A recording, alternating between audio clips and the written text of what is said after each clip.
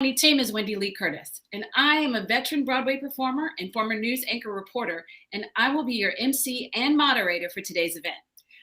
We have a packed event filled with expert speakers from across the event industry landscape, and we're going to be looking forward to learning about the 2022 event trends and their perspectives. So, just a few announcements before we start.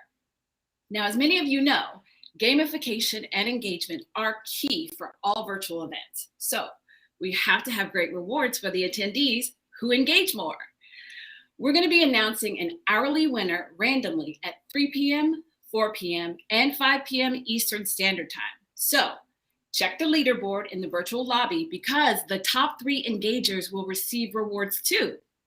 So what do you need to do? Please check how you'll receive the points from the top right scoreboard. You can close and open the hamburger menu here and click around to explore more of the exhibitors. They're actually the reason we're here today learning. So we would like to thank our very special sponsors, Bar Event Group, Texie Talk, Vendors Show Live, Events Specialists, and TBX.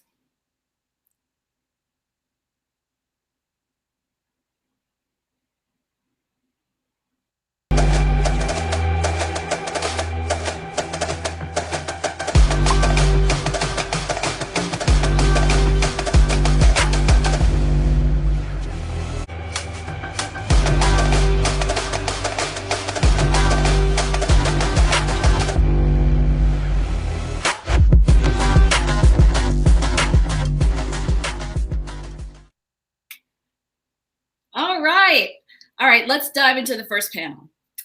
I'd like to introduce my first guest. Her name is Jenna Lennikins, and she has over the last 2 decades of both US and international experience in experiential events. She is a founding partner of TBX, which was founded in the throes of COVID in early 2020, completing over 80 virtual and hybrid events, and with many more slated for Q4 and beyond. She also has a background in journalism and live television production. She'll be joining us shortly. My next guest is Liz Green. Now, she has a unique perspective on value-centered participant engagement. And as a fellow professional speaker and MC, she was an early adopter of the MC of the hybrid model. Now, she provides television-style content production assistance, and she successfully executed hundreds of virtual presentations and events in 2020 alone. And my final guest, Liz King Caruso, is an event strategist, consultant, and speaker. As CEO of Liz King Events and Texie Talk, she has helped countless thought leaders grow their audience and sell their products through in-person, virtual, and hybrid events. Welcome, ladies, and thank you so much for joining me today. Thank you. So excited to be here. So, hybrid is here. I don't know that the event industry has ever seen an acceleration of change at this rate. But before we get into the juicy topic of hybrid, I would like to ask our panel to tell our attendees what hybrid is and isn't. Liz, would you like to take that?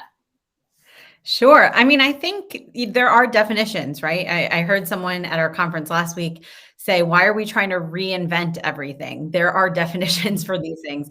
But to your point, things have changed dramatically in the last 18 months, especially. And so I think we still are in a phase where we can define for ourselves and for our organizations what that looks like and what that means. So, hybrid, I think, the classic model, an in-person event and a virtual event happening simultaneously with lots of touch points for their audience. But I think brands are getting really smart and thinking about hybrid event strategies over time.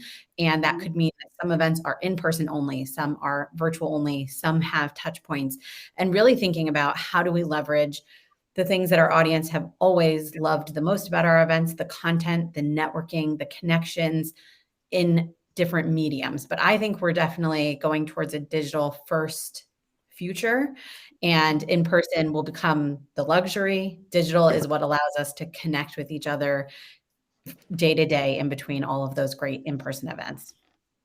Yeah, the landscape of event planning really belongs to futurists. So I agree with you wholeheartedly. Eliz, would you like to weigh in on that question? Welcome, Jenna. We're so Sure. glad you're here. We had a little snafu. We're thrilled to see you. But the question posed to the panel is, please tell our attendees what hybrid is and isn't. We're going to go to Eliz first. Yeah. I'm going to ask permission to answer what hybrid shouldn't be. Yes. Because I think, especially my meeting professional colleagues are being burdened with the idea that we can in some way replicate fully what happens at an in-person event in the virtual context.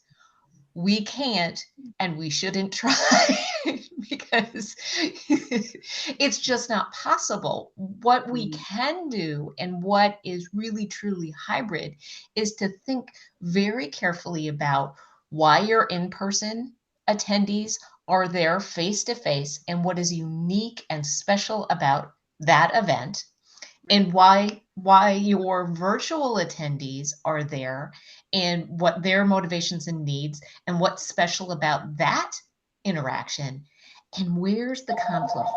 What are the things that can sort of blend those two together and have those touch points, as Liz was saying, in between intentionally, and not drive ourselves crazy trying to simultaneously run two events, which, oh my gosh. So to your point, we should not do.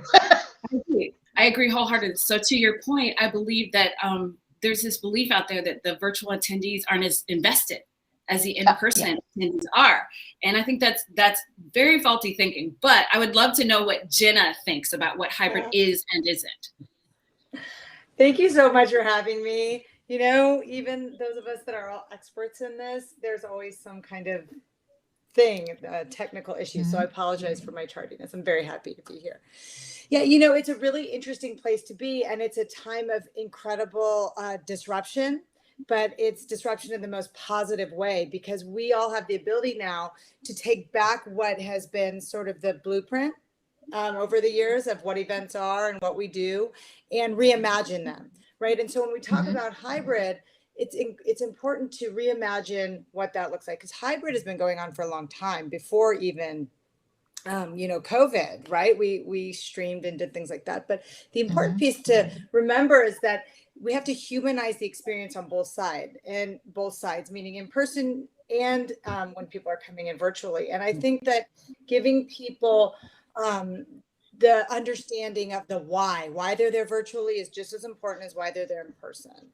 And and what a hybrid truly is giving each attendee, I like to call them participants, because when people are participants, they're engaged, right? Yes. So when give each participant the ability to have an authentic experience, not the same as my colleagues have said, but also to allow people in person to have a different experience than people attending virtually. Both have meaningful experiences. So we can offer, you know, curated conversations with thought makers virtually while something else is happening, something else is going on in person.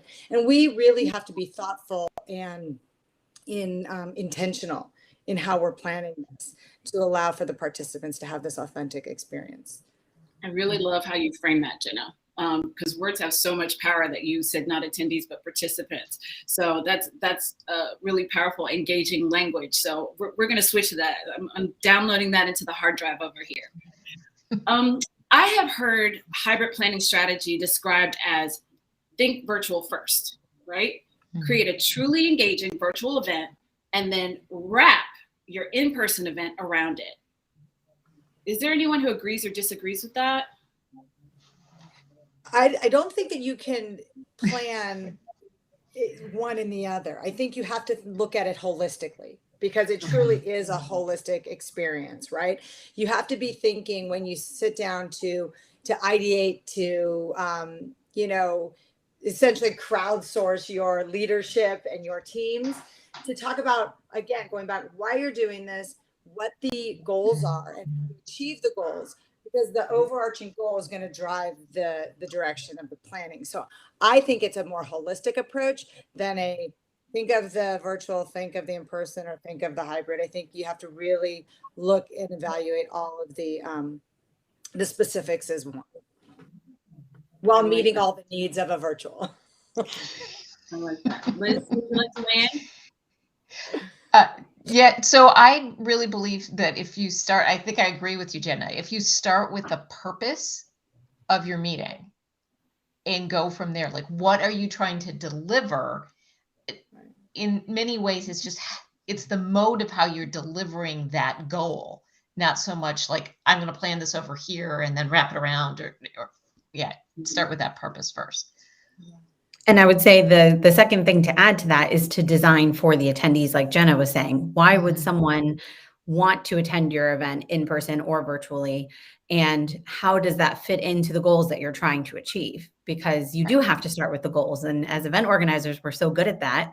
But I've noticed a lot of event organizers forgetting that part because they get so caught up in this new thing and what it looks like and the technology and how they, have to put all the pieces together. But I think more than ever, we have to have that focus on why does an attendee care that you're trying to achieve X, Y, or Z. Maybe your goal is to sell a product or your goal is to educate.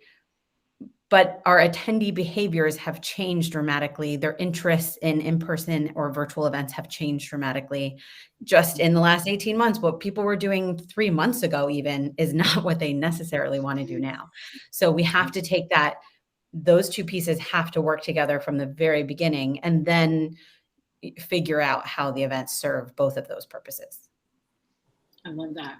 So one of the pain points that often comes up regarding hybrid events is how do you keep your virtual registration option from cannibalizing your in-person attendance? I would really love for our panelists to give our attendees some actionable information around this issue. This is like the age-old question. People have been talking about virtual cannibalizing in person for 15 years now, ever since I became in the industry for sure. And the truth is they're two completely different experiences. So it cannot happen unless you're a horrible event organizer and you're just putting out bad content and making it way too accessible. I think some of the things to think about are the differentiated experience. Everyone uses that Super Bowl example of, a hybrid event. They're totally different reasons why you would do an in-person event, attend one versus, a virtual ticket. I hear people talk all the time about, I would love to see X in-person event offer a virtual option, but they know that that's going to be very different. And, think of a concert, right? If you offer that virtually, are people actually going to stop going to the in-person? No, because there are just certain pieces you cannot replicate. And there are certain pieces in the virtual space that you can't easily do in the in-person space. So I think thinking about the differentiation of the experience on both sides and how you position that comes down to your marketing, the language that you use is super important. And another thing is pricing. I think a lot of people are of the mindset that the in-person tickets, $400, your virtual tickets, $400. They're different experiences. So that may look like different ticket prices. It might look like different lengths of access. It might look like different hours of the event. And so all of that, I think, matters in making sure that they're two different products and that one doesn't cannibalize the other, but they open opportunities for your brand. Well, I think it's not as much cannibalization, but I think the fear should be, why are you leaving the money on the table? If you can engage those virtual attendees who, for whatever reason, are unable to attend your in-person event, whether it doesn't work with their travel, like they can't take the time to travel, or it's just not economical for them right now to attend that in-person event. We're all good now at attending virtually. Why are you leaving that money on the table? That's valid. The discussion around financial constraints, it really opens the table so that more people can join and enjoy the experience. Jenna, I'd love to hear you weigh in. Yeah, Liz and Elise are clearly very, very versed in this, and the experience that I've had and that I can share is similar to theirs, but it also includes the idea of empathy right? Like Mhm. not talking about why you can't be there and not talking about the can'ts and the don'ts, because there should be no shame against attending virtually versus in person. It should be well within the norm now that the person who's who's going to be joining the program, whatever it is, whether it's a retreat, a conference, or whatever, is doing so because they enjoy, they want that, they enjoy that, whatever the reason is. There should be no shame or stigma associated with it, right? So with that as my sort of overarching approach, is that let's see what kind of program we can give while still, as an organization, as a brand, as an association, whoever you are maximizing the dollars that you can earn, which we have learned over the last 18 months, that there's exponential amounts of money to be made in the virtual, right? From sponsorship opportunities, prolonged access to brands, special moments that you can have, maybe 1 week, 2 weeks, 3 months out, that are offered to the virtual attendee. So you could also price it. And what we've done with some clients is that here's the price for your in-person. Here's how much and what you're going to get for your virtual. Now, let's say your in-person wants to have the virtual also, right? So you have the in-person ticket purchased, but then the person says, but I see you have this event a week later with this curated conversation with this thought leader, and I really want to participate in that. So you can add tiers on and different, just like we do if you want to go to the gala, but you don't want to go to this, Yes. it is, there's a definite model. There's definitely money to be made, but I also really believe that us as leaders have to set the bar that coming virtually or coming live are both meaningful experiences that will speak to the brand, the corporate, and the association's needs. I love that. The big Can takeaway from me. Yes, please.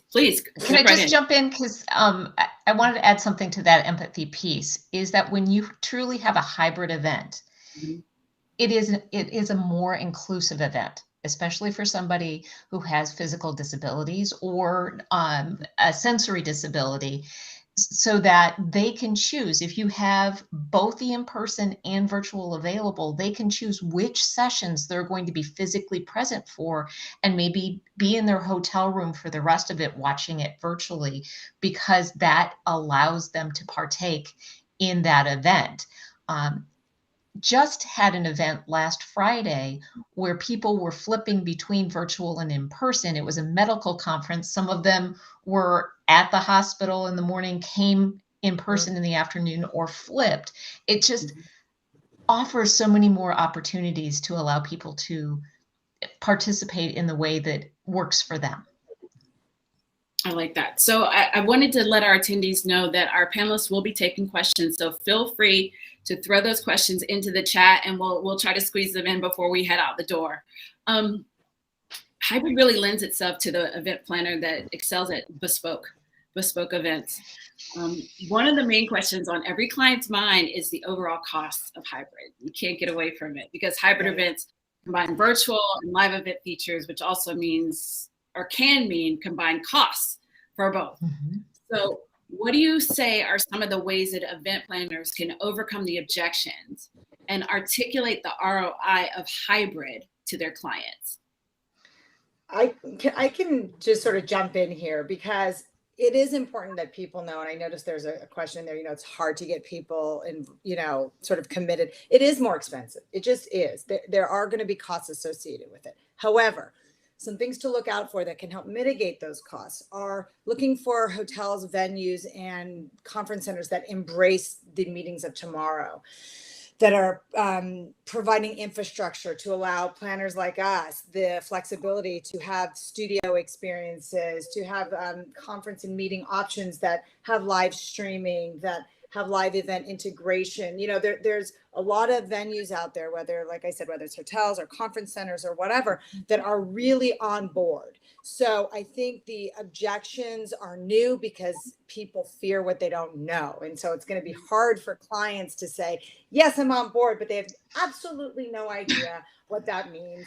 And they shouldn't, because you don't know what you don't know. So it's our jobs as educators, as leaders, as planners, to guide them in the direction that, yes, it may cost more, but let's look to our partners who are also investing in this and find the right place that will give you the tools to allow us as the planners to support you, support the venue, and the overall experience. So I think hopefully that answered. Very much so, very much so. I have a question for Liz that the rest of the panelists can weigh in on, but true or false, it's not all about the platform. Why or why not? True. Of course, it's not all about the platform. Just like an event, it's not all about the venue. It is important, and planners are overwhelmed by looking at the options, but it is our responsibility. Just like we would do proper site visits and do a ton of research on venues, you have to do it on the platform. But platforms are evolving all the time. There are constantly things that your attendees need that platform may not have yet or just launched that's really not even that great. So knowing the platforms is very important. They obviously play a big role, just like I wouldn't tell you to go into any venue and throw your event, but it is our job to design around that as much as we can as well. There are limitations of every platform I've seen out there, and what one does well, another one does mediocre. And it's really about finding the best alignment for your event needs and goals, and then working around the rest of that. So it's not everything, but let's be real, it's a big piece of it. It is. And Liz, as an MC host speaker, I know you can weigh in on this as well. I'm sure you have plenty to share with our attendees. It really, as Liz says, every platform has its own personality. And it's really the MC's job, as you know, Wendy, is to figure out all the quirks and use it to the best of your ability to really engage with those participants. Yeah, they're all, yes. And, you know, we've learned over time too, I'm sure you agree with me, Wendy, that we start asking different kinds of questions now. Yes. How long is the delay between when something comes out of my mouth and when people can respond to it on chat? If that is 15 seconds, I am going to have to fill that time for a while until, oh yeah, there's my, you know, you just have to know that that's the thing, which is why I think it's really important if you're going to do a hybrid event that you work with a professional MC or a professional MC team if you're really going to do that dual audience type experience, because a professional MC will take so much pressure off of you as the event professional. My goal is always, if my event professional had a sandwich and some sleep during that event, we are good to go. And also, like, this might be controversial. Not everyone in the C-suite knows how to captivate and connect on camera. They might be prolific speakers live and in person, but as someone who typically is on camera alongside the CEO and the C-suite, I have seen these titans of industry like low-key quaking in their boots over this little thing right here that just captures everything right. And so, yeah, to your point, yes. Unpopular opinion, but I come from the world of broadcasting. I would love to see hybrid move closer to the format of broadcast news. So in broadcast news, you have a control room and a newscast director in there. In studio, you have a floor manager, and then you have the front-facing talent. All of the communication is filtered through the floor manager. I cannot tell you how many times as an MC I've had breakthrough chatter and traffic in my IFB in the middle of a show where I'm talking or asking a question. There's so much production value to be gained from transmuting, because we're getting rid of pivot. We've worn that word out. Transmuting, that and amazing. Transmuting the hybrid model to something more akin to broadcast television.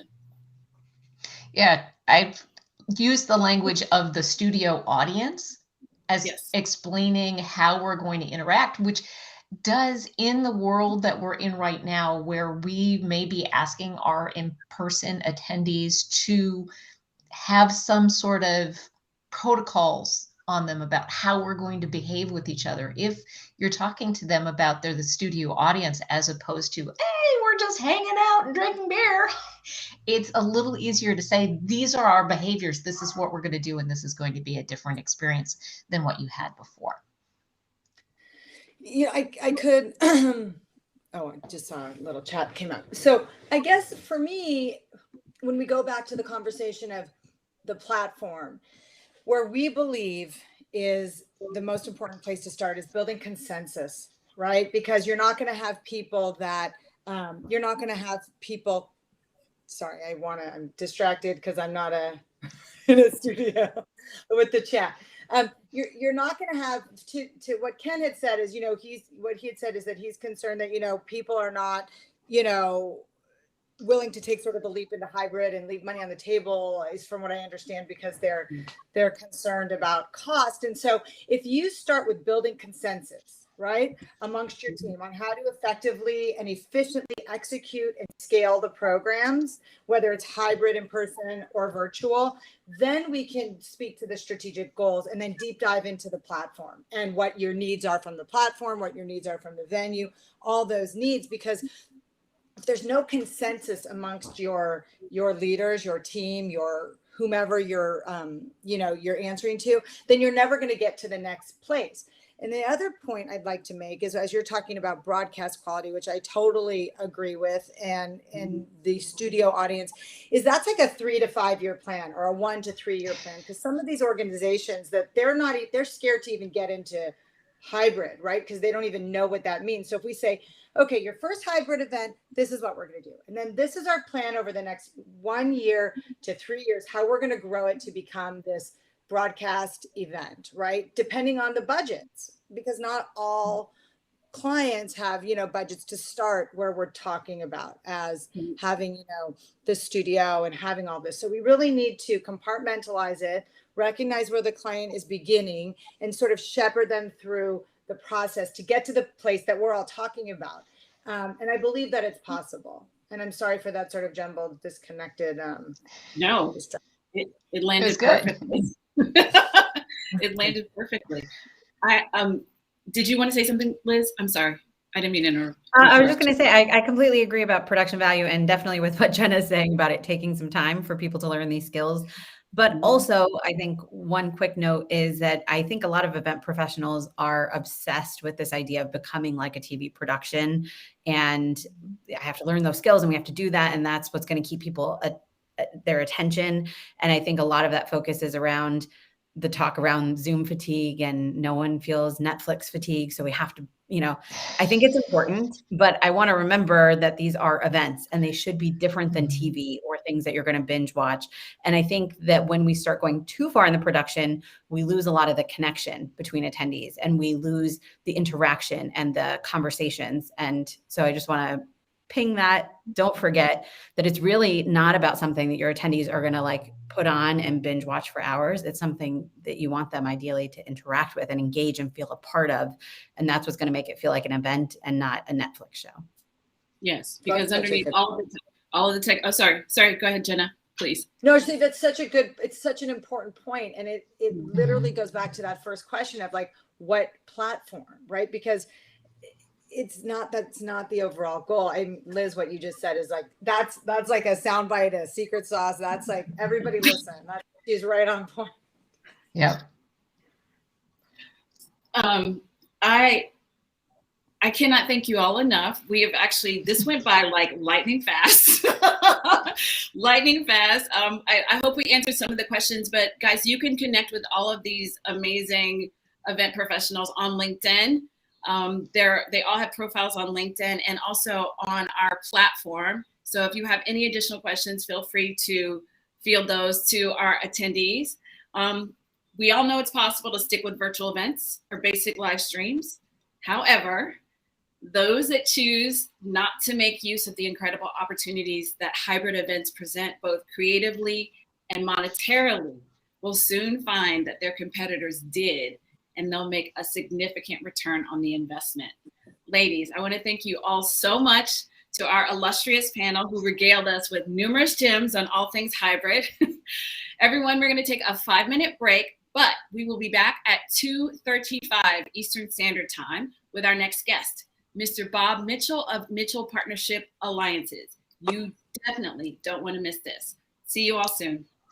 Thank you, ladies. Bye. Thank you.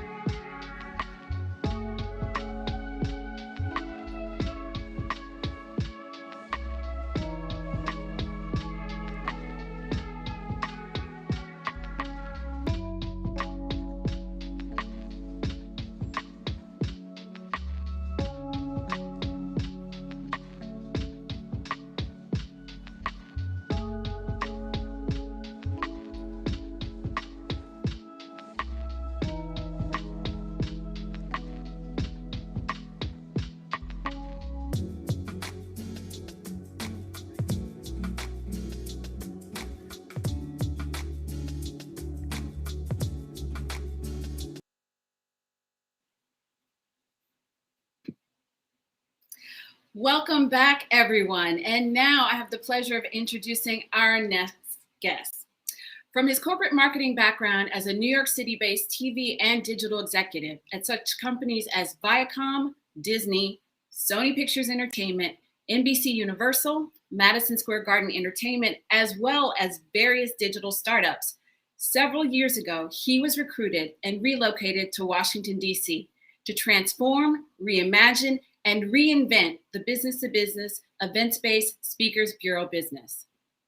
With a focus on the power of storytelling and emotional connections through audience experiences, his fresh, unique, and forward-thinking approach applied a content-driven and media-focused lens to the traditional role of events, conferences, and meetings. Currently, as a principal of his consulting firm, Mitchell Partnership Alliances, he advises organizations from Fortune 500 companies to associations, including PwC, NAB, the USO, and many others on the operational, creative, strategic, and communications alignment across the integrated channels with virtual, hybrid, and physical in-person events at the core of the customer journey, all while building continuous engagement and community. Please welcome my next guest, Bob Mitchell.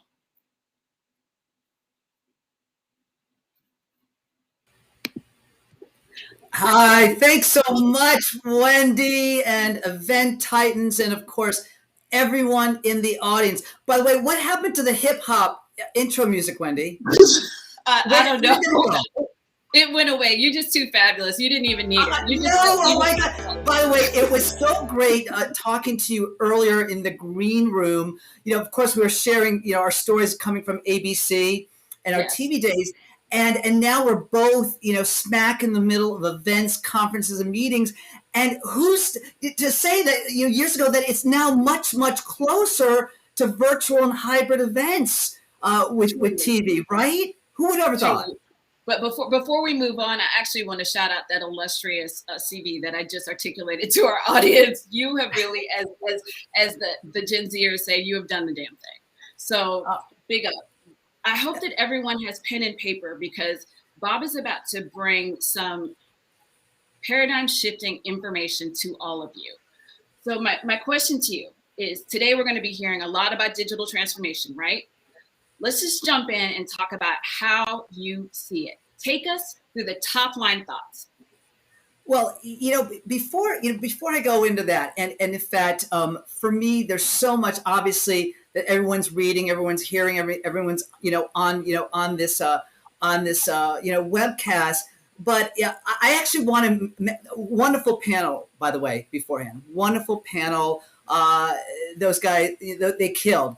But I have to actually beg to differ on a couple things. So I'm just going to go right in with that because it's like the perfect kind of discussion. Because with my background, as you mentioned, Wendy, I come with a unique vantage point to the events business. I come with a media and content lens, right? And so on the conversation earlier about platforms, it was always interesting to me, again, because of my unique position. I didn't hear the word content, okay? And no matter what platform there is, and there are dozens, it's all about the content that's in the platform. And again, it's really so important, and it's one of the things we're going to talk about. But the other thing I do want to mention, and I know I'm going totally off the approved script, so I'm so sorry. say this is approved script, everybody. What is like? Wait a minute. No, honey, I'm done with you. Keep going. I got you. Keep going. And by the way, there's a kill switch if I go too way off, right? Is it like in broadcast, right? There's always a kill switch. There might be a cattle prod. Who knows? I'll have to go to commercial. Go to commercial. Okay. But, okay. So what is Exhibit A of some of the things that we're going to talk about today is I just saw yesterday a LinkedIn post, okay, from a well-known global events company, okay? I'm not going to share their name, okay, but I want to read it to the audience, all right? And picture this, the visual is a half-empty hotel ballroom of socially distanced individuals, Okay. Okay. So it says across the U.S., large hashtag meetings and hashtag business events are happening now. It's time to replace the internet connection with hashtag face-to-face connections and get back to meeting in person. Well, first of all, replace the internet connection. Look what happened yesterday with the Facebook outage. Yep. Really? Okay. Yes. Okay. Right. Timely. Okay. Very, Okay. very timely. So this is like, again, the vantage point of old school, new school. Okay. First of all, why with that particular post, I didn't comment on it because I would love to crowdsource the chat room comments and then I'll comment. Okay. I held off. But why is it an either or proposition? Number one. Okay. All right. And shouldn't this be about connections, no matter where you are and how they're made? Okay. And by the way, I'm just curious. And shouldn't the look and feel, in fact, at the event, be more than just a hand sanitizer station that's added to the experience? And maybe it is. And what have we learned, right, in the 18 months, all right, from when the world closed, from the pandemic? I always say reopening is not a strategy. And you see again right now the industry is in that inflection point, right? Well, to your point, we talked about this before, how entrenched some aspects of the event industry can be, how desperately a lot of event planners cling to the established norms. And so what you're articulating is very, very, like, it really harkens to that point that you spoke about when we were discussing this privately. Right. Well, I tend sometimes because coming from media and content, I see the world a little differently than many others in the industry. Although I have, as you said, I have B2B conference experience. But I say, by the way, the world has been introduced with things like metaverse, right, and things like NFTs and Clubhouse, and yet the majority of posts in the industry are putting up cardboard standees and putting up their booth exhibits. All good, but to me the juxtaposition is, wait a minute, we need to be more forward thinking along those lines. And so I wanted to bring this up. And so it really starts with transformation, right? And I always start like, okay, say it again, see that word, transformation, folks. And I say, okay, before you even talk about transformation, you have to determine, what business are you in? Are you in the physical or virtual real estate business? Or are you in the business of audience experiences? Now, I'm going to go further with that. So many of my friends and colleagues that have come, that have risen up in the event industry, they're so talented and wonderful, but their focus and specialties have always been on operations, logistics, sourcing, and all necessary. But that's focused on the feature function aspect of the business, and not necessarily on the strategic or the creative. Okay. And I say that in only the best way. And look, and it's not just about, okay, physical versus virtual. Physical, the feature functions, okay, the specs of the hotel room, the seating plan, all those things. Even in virtual, it's a default. It's a default of, okay, what are the specs of the platform? What are the break room functionalities? The panel was wonderful that we just heard, but I use that as an example with all due respect that it didn't get to creative storytelling. It didn't get to design. It didn't get to content. And that we cannot, put on the back burner behind the feature function. It's like putting the cart behind the horse. Yes. It's interesting because I always, coming from the Broadway and the broadcasting background, we have that in common.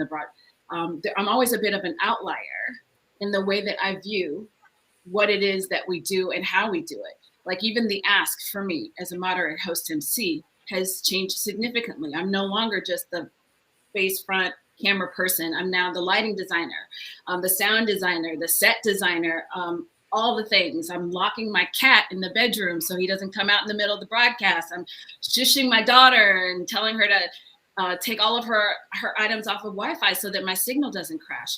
I mean, this last 18 months, if we haven't really taken in internally that it is time to make the big leap, I don't know what it was all for.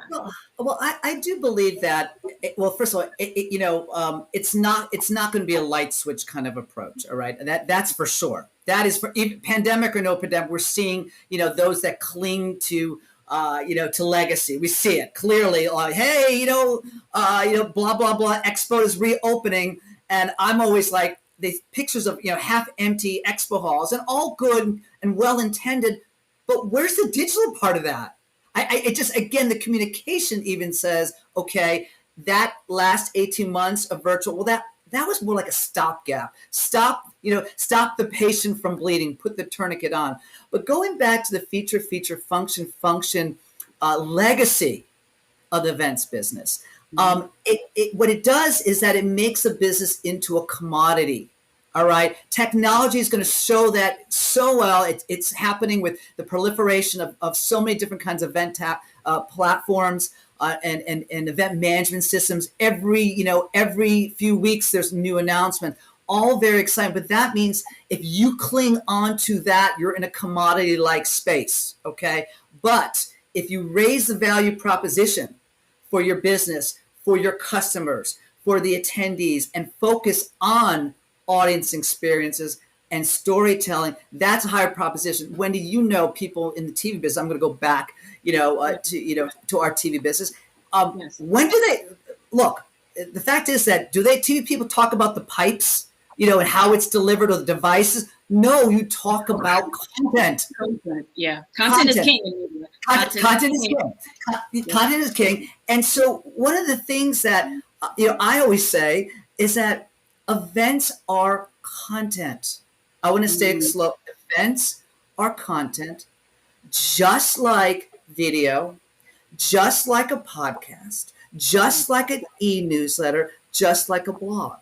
And that's a whole new, different kind of mindset, accelerated, mind you, by virtual and hybrid, because now the experiences are so drastically different in everything, obviously from, one screen based, one is, obviously physical in person, the obvious. One is one to many in the hotel ballroom versus one to one, right? Yes. One is anytime, anywhere, and one is locked into a time and destination. One is pushed out, like when you're in the hotel ballroom and you're like, you can't leave because you're going to bump somebody's coffee, and or one is pulled in, where it's like people choose to consume your content, right? Mm-hmm. One is more interactive, like, with virtual versus, in person, which is like, if you get 5 minutes of Q&A and some, Twitter scroll on that's internet. So it's so different, but it all comes down to the strength of, the audience experience and the storytelling.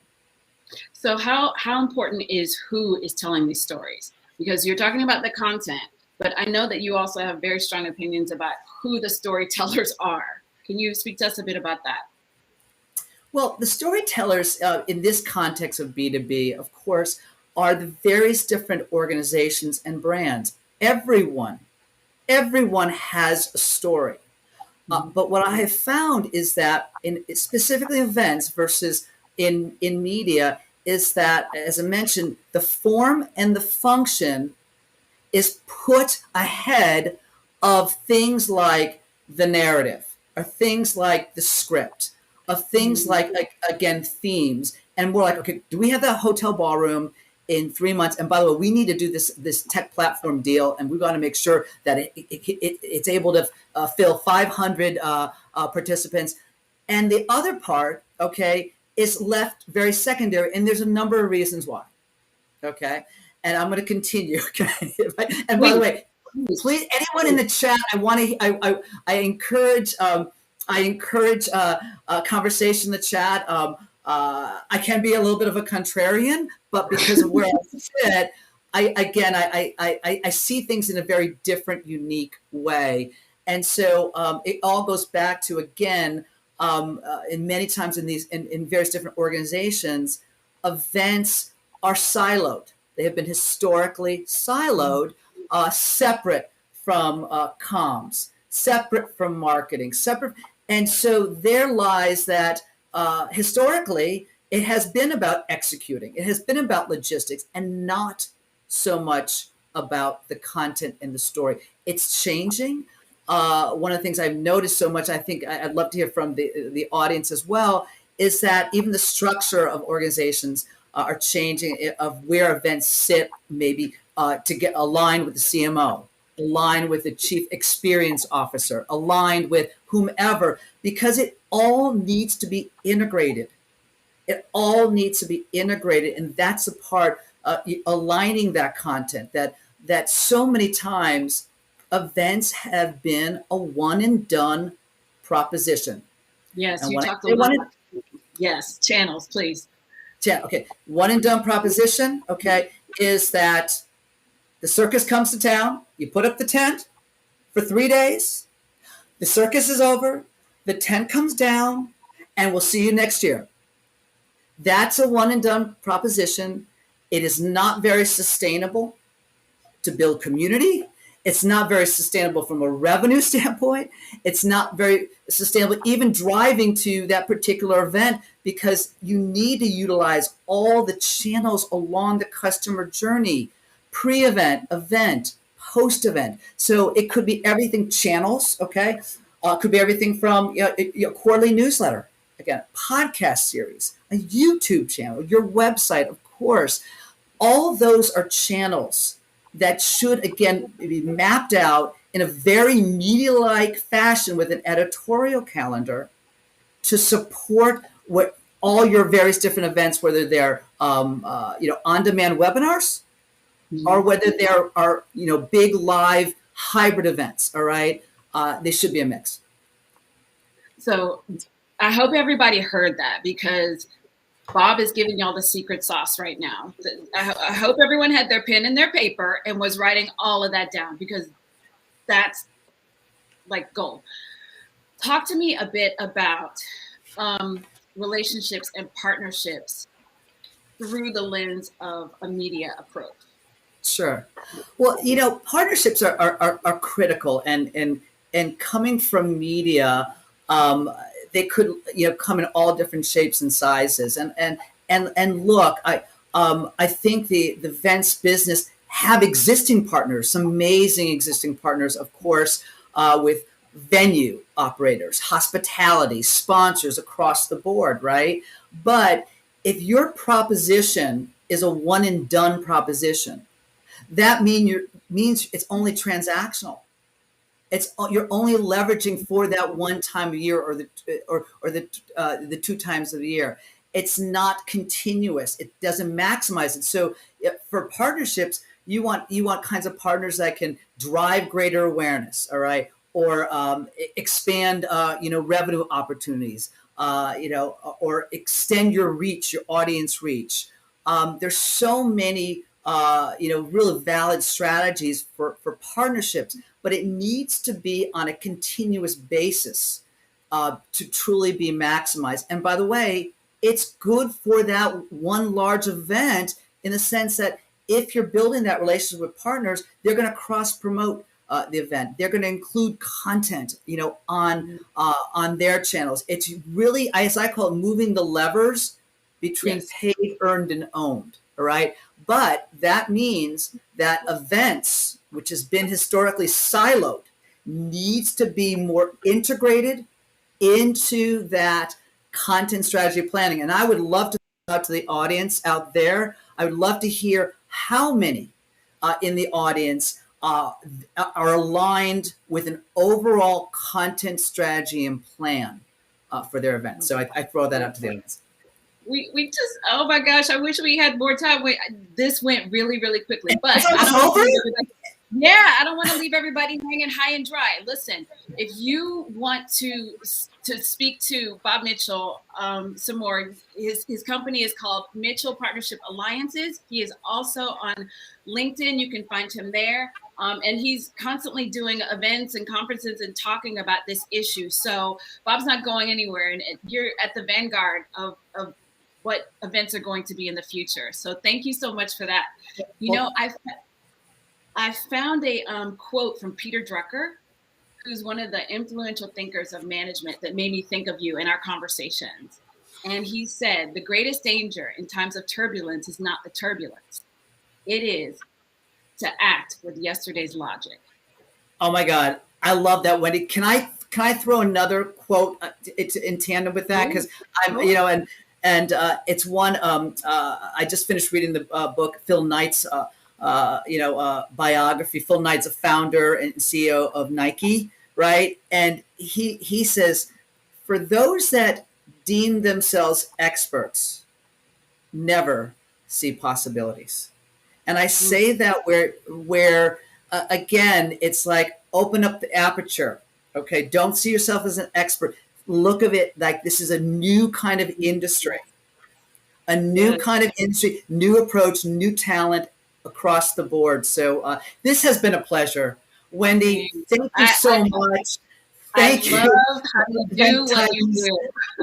Thank you, everyone in the audience. Please DM me. We'll talk later.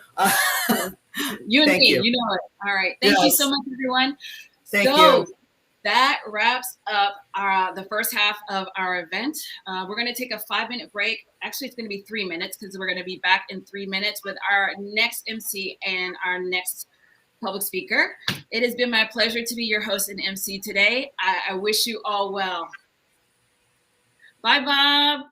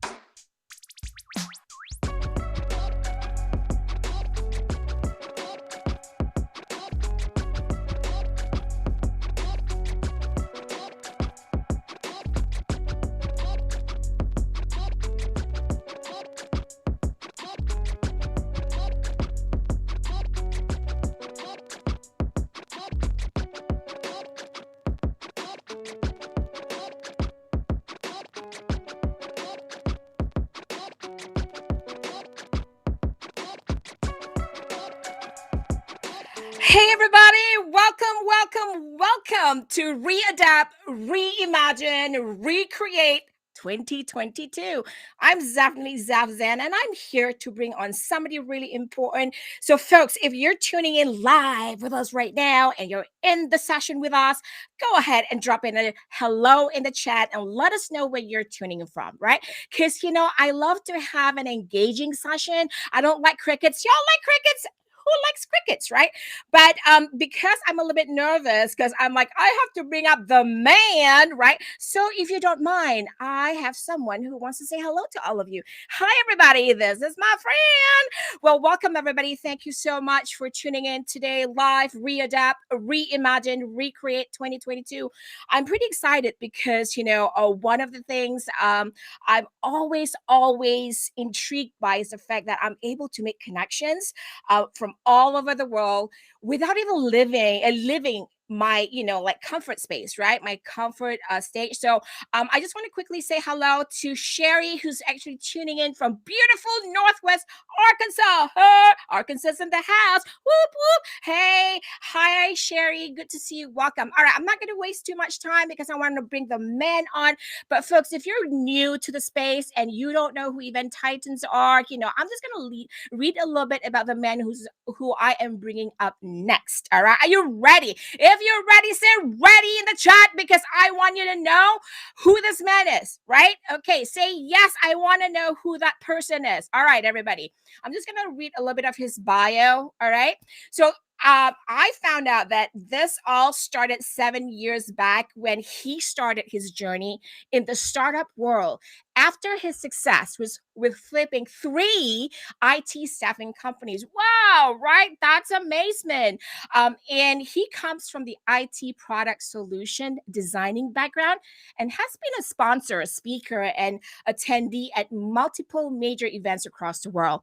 And I understand that it was at these events that he had the opportunity to talk to different event organizers.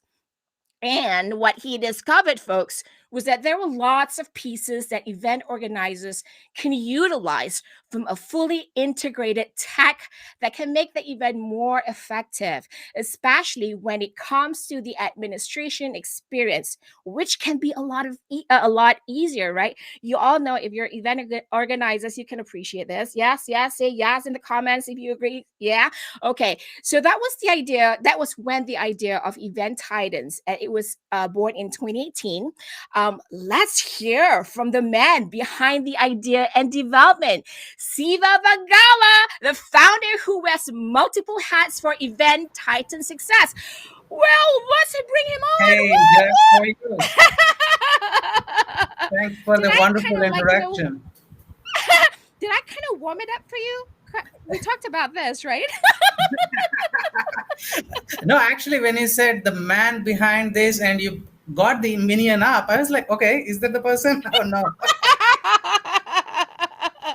Thank God it was not him. I don't, not him, no. Well, I'm so glad that, I get to host you and have a conversation with you, So I know we don't have too much time, but I would love to really kick off this conversation by kind of, asking you, what kind of message do you have for our audience today? Sure. Sure, Jeff. So, hello, everyone. First of all, this is Shiva. I'm the founder of Event Titans, and we are a event management hybrid platform. So hope you're all doing well this afternoon, and thanks for joining us here. And it was incredible session by the panelists. The ladies did great, and also the Bob talking about TV engagement and all. Thanks, everyone. And it's more great lineup is coming up. So when it comes to, like you all might be, even I'm tired of talking about COVID-19, but to accept the truth, all our live events moved virtual, right? So, however, due to this necessary change, many event organizers were able to see the benefits of the virtual events that may not have considered before, right? So, even though many event spaces are slowly reopening, many people do not want to make a complete switch back, to in-person events and lose all of his newly discovered benefits. So many event organizers are tuning into new event format called the hybrid. That is the trending word right now going on, right, Jeff? So people call it the sexy word. I don't know how sexy it is, right? But yeah, we'll call it a sexy word right now in the events world, especially if somebody's new to the hybrid world. Yep. So it's we see, like I see in few of the comments down there, a lot of organizations are not against, I would say. They do not want to adapt to this word virtual or even the word hybrid. So but I know. yeah, Why is that? I have no idea, but the thing is, it's gonna stay in here for, and also gonna be the next Whether new we like normal. it. For the next in the next Agree. couple of years, I would say it would be everything gonna be live, and also it will also cater to the virtual organizations. So Right. you know, so I heard from one of the event organizer, they had to cancel 4,000 people event, which they were planning for 4 months, a live event happening in Orlando, Oh Florida, no. and they have to cancel it because in the last minute the cases went up, and it's all because we are not ready to adapt to the change of from live events to virtual and then to hybrid. Like this is Agree. coming. Yeah, so this is coming from a platform, like us. We were actually an in-person event platform, and Hmm. then we migrated to virtual, and then we combined both the aspects of it, and now we are hybrid event. If we don't evolve, we don't sustain. So I I would. love that you say that, right? And I used to kind of make this analogy, and because when I remember when I started my journey into the virtual space, Siva, I too like hosted a lot of in-person networking events, and then long story told, I kind of like got fed up with trying to fill the seats because I feel like I was the only passionate one who wanted to put people in the seats and I share value. But what I found at that time was, people, we all have very busy lives, right? And if there was a technology that could help me save some time to get to the right target audience, then why not? I remember those days, when I started out almost a decade ago. Like I feel like I was the only one in the room that talked about, hey, why don't we do things virtual? And people look at me like I just came from planet Mars, and I'm thinking like, why not? Right? Hello. And when I did that, about 18 months ago, people started realizing, right? Hey, Zaf has a point here, right? So that was what happened. And I think this is what we all are going through right now. And I don't know if you have this experience, Siva, but have you had people come to you like, I'll never be on camera, I'll never use technology. But 18 months ago, they go like, oh my God, what the heck is, this online meeting tool? Now I have to learn it. Have you had that too? Oh yeah, definitely. Like a lot of people, even right now, they don't want to get adapted to like the being on camera. So, Correct. but we are not left with a choice, I would say. So we have to Yes, adapt to that's this true. particular situation. Very, very true. So, in your journey in starting the company with Event Titans, what has it been like for you? Um, because you mentioned earlier that you really started Event Titans as an in-person event product, but now having to evolve. And I've always loved the word evolve instead of pivot, because I see like in the 18 months ago, people use pivot. I'm like, I don't know if it's a pivot truly, but I feel it's, we all evolve from a place of skill, knowledge. So how has this journey been for Event Titans? Definitely. Like if you would have seen our platform, Jeff. So, like if you see the back end of it, we have a ton of features specially designed, like for engagement. So when I went to all these different events, the event organizers were scrambling to, integrate a lot of technologies together, like surveys or polls. It might be, using one registration platform and somebody developing the website. So there is too many technologies involving in one event, and it's pretty expensive of a deal. And moreover, like talking to each other, it would be the main admin time and also the cost involved over there. So when we saw this, we started to build the platform for in person, especially if you would have seen, automating the sponsor onboarding process, like selling the sponsor onboarding process right on your website. And also on when I'm talking about onboarding, it is very special to our platform, because that is one of the unique selling points for us. Because even if it's an employee, or even if it is an attendee of an event, onboarding is pretty crucial for them. So Yes. most of the times what's happening is, a lot of events have this bunch of forms that we have to fill up, and there is a loss of interest after you fill half of it, or you have to give names of your 10 other attendees. I'm lost because I cannot complete the registration right then and there.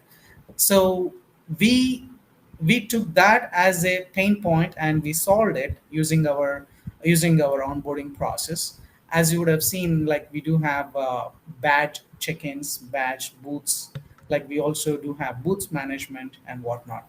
So once we did this in 2020, bam, what happened? The pandemic. And all the live events were canceled. We were like thinking, oh gosh, what happened all of a sudden? We We spent have so to much. quickly learn how to new. You have to do things new way, right? Exactly.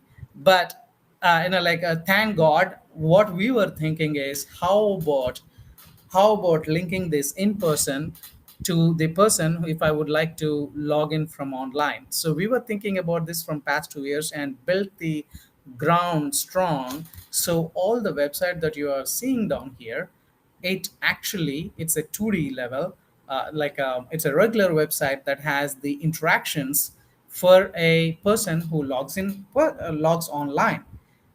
So then we immediately switched our gears and moved on to the 3D virtual side of it to cater to the users who wants to have a 3D kind of a look and with more engagement is something that we included in our platform. So that's right now, since we were an in-person and evolved into completely a virtual side of it with integrations with Zoom, and like how you are seeing right now, you can stream the video into the platform, and you can give us any other on-demand videos, and so it is a smooth experience, not just using the regular Zoom, but having a platform which can integrate all the different videos in there and Yep. have the engagement for the users. So that we were an in-person, and then right now we are completely a hybrid event. I love that you mentioned that. So, talking about engagement, right? So, let me just quickly say, because I do see the stream of this event right in LinkedIn. I just want to quickly acknowledge a few people who has joined us. Sarah from Oklahoma City, welcome, Sarah. Anna from Brockport, New York, and Jen, who's from Connecticut. Welcome, everybody. Thank you for tuning in. But I also wanted to kind of share this information with you, just because I heard before coming on live with you, our previous speaker, right, Bob, actually mentioned something about, in the past, events traditionally are very siloed in nature, right? This gave a perfect example. I wouldn't say a perfect example, a great example of, how we can pull all the elements of an event together in one location, and you can experience all the different engagements, because now you have the networking, and then you also have the exhibition hall, and then here's the live stage, right? And then we can see the agenda, just like, of course, we'll never get the in-person 100% like the in-person experience, but we can come close to it, right? Because now we're not siloed, we have that immersive and interactive experience. And thank you Yes. for sharing that with us, because I think for some people who are visual like me, it's true. The journey of virtual events, especially in the past 18 months, it takes a little bit of like demoing and go like, here's what we can do for you. Do you like this? And suddenly, the eyes will pop up and go like, ooh, I can imagine my virtual event to be much more engaging. So, that's an awesome piece that you shared there. Thank you. So like, to continue that, since you said that, Jeff, a lot of folks get confused between a conversation and also engagement. Like, in fact, Right. we were talking about it the other day. So Yeah, like, having just a chat between the two people is like a conversation, but how about correct. in like the engagement of the user, like Yes. how are we Yes. getting that return on investment for the sponsors and the exposure for the speakers, and Yep. also that like that excitement for the attendees, like, because it's all about them, right? So Yes. and that is when, like, if you would have seen, like, as I was showing you down here, all this, we have included all these activity names right here. As you can see, it's not just having this. As an event organizer, you do get a report stating who did what in clearly, and how many points each person got, and like what are all the interactions they have. That adds a lot of value for both a booth, that is a sponsor, and also a like a sponsor, and also and also the speaker. So when it comes to the sponsor side of it, like the engagement side, like how much ever we do for the sponsors, it's less, but we do have a lot of touch points, as you can see here, like the Yes. engagement points, right? So like if I want to drop my business card, I can just exchange a business card with Kaylee or the person who is down here. Like I can just exchange the business card.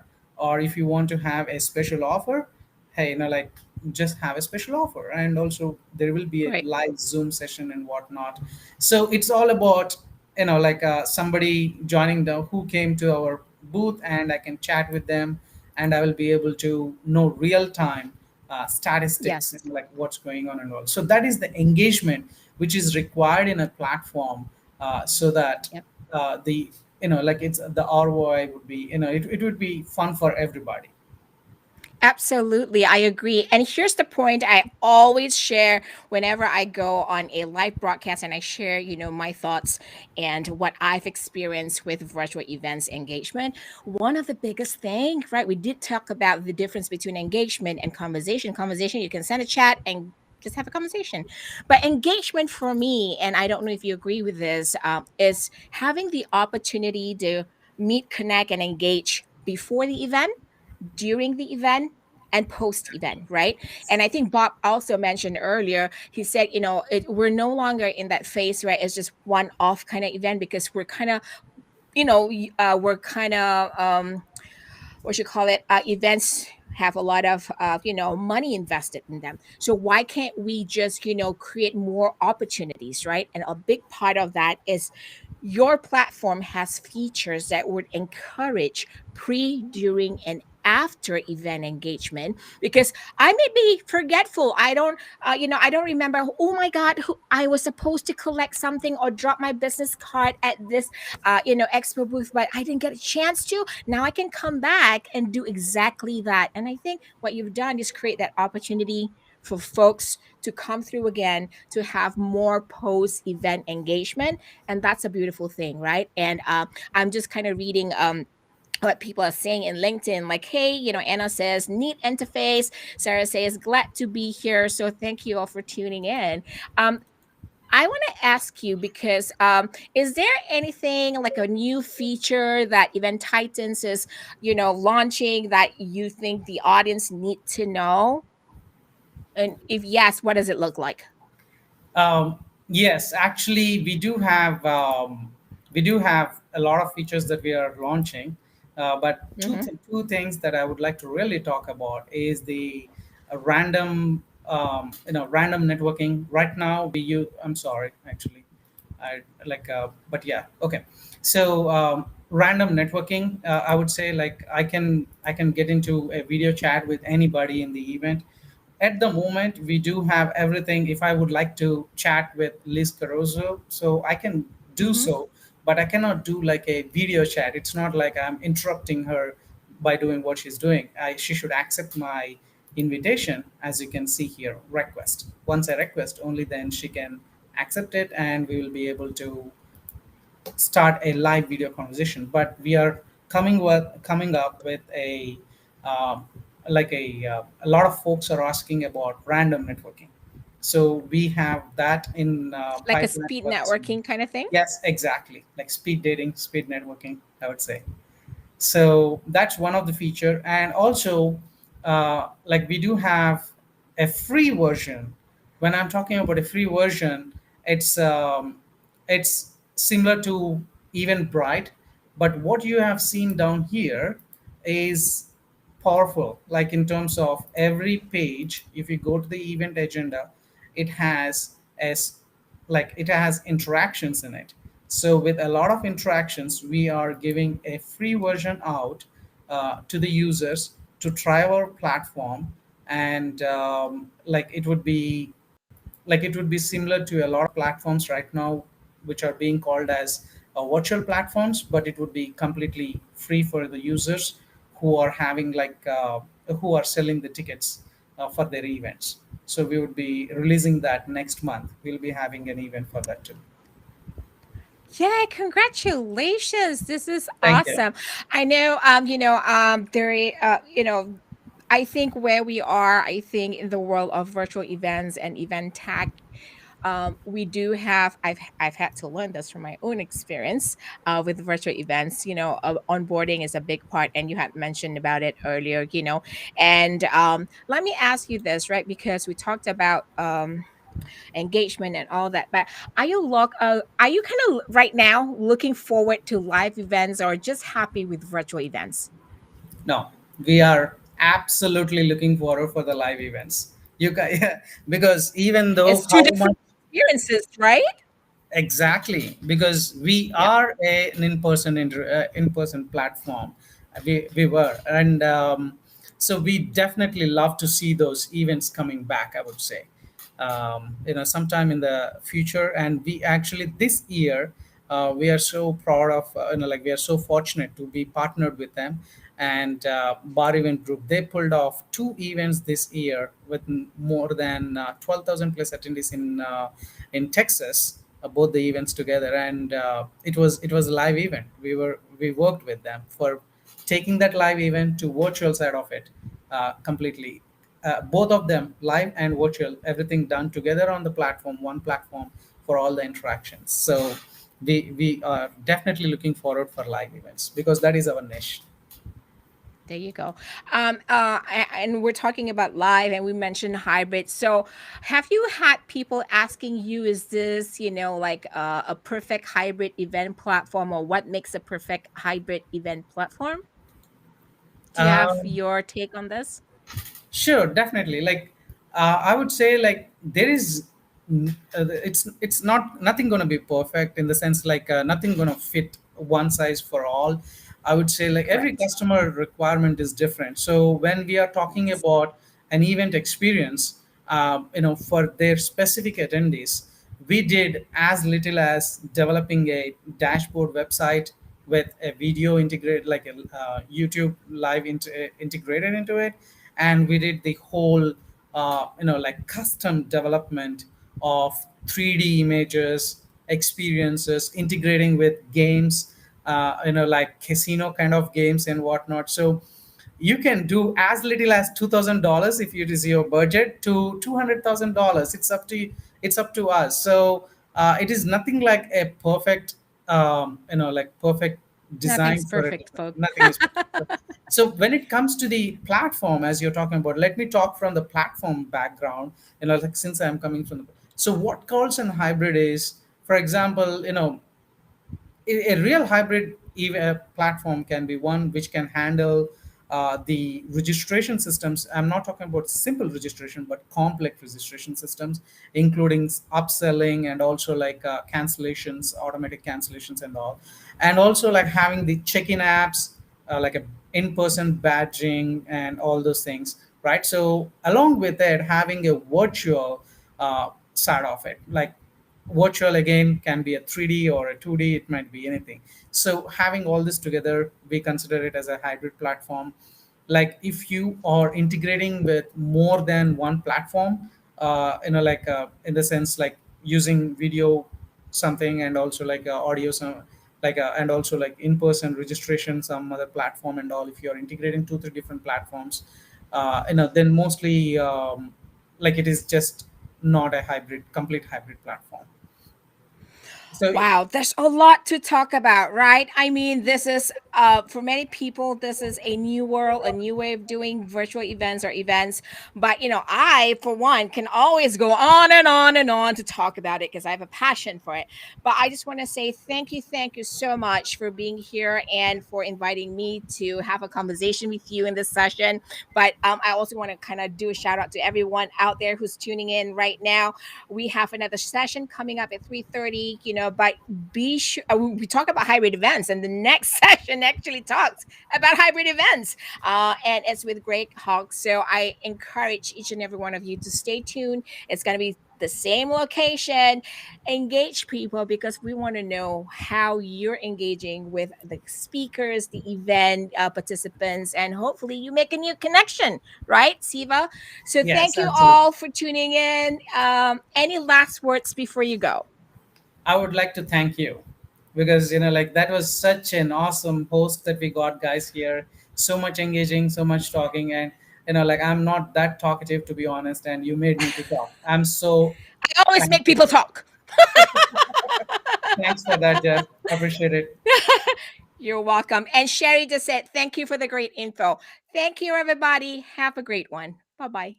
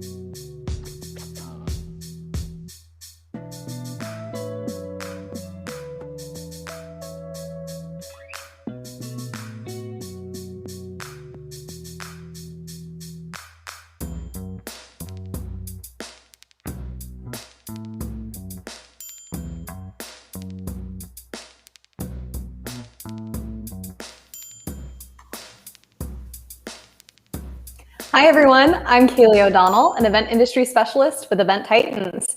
I am honored to introduce our next speaker for today, Greg Hawkes. Now, let's keep this brief. Greg creates environments where everyone gets to contribute their best daily. His leadership portfolio is packed with love and service, and his optimism and energy is contagious. Today, Greg is going to challenge all of us to think new thoughts, ask better questions, and have a great time. Now I'm going to hand over the session to the man himself. Everyone please welcome Greg Hawkes.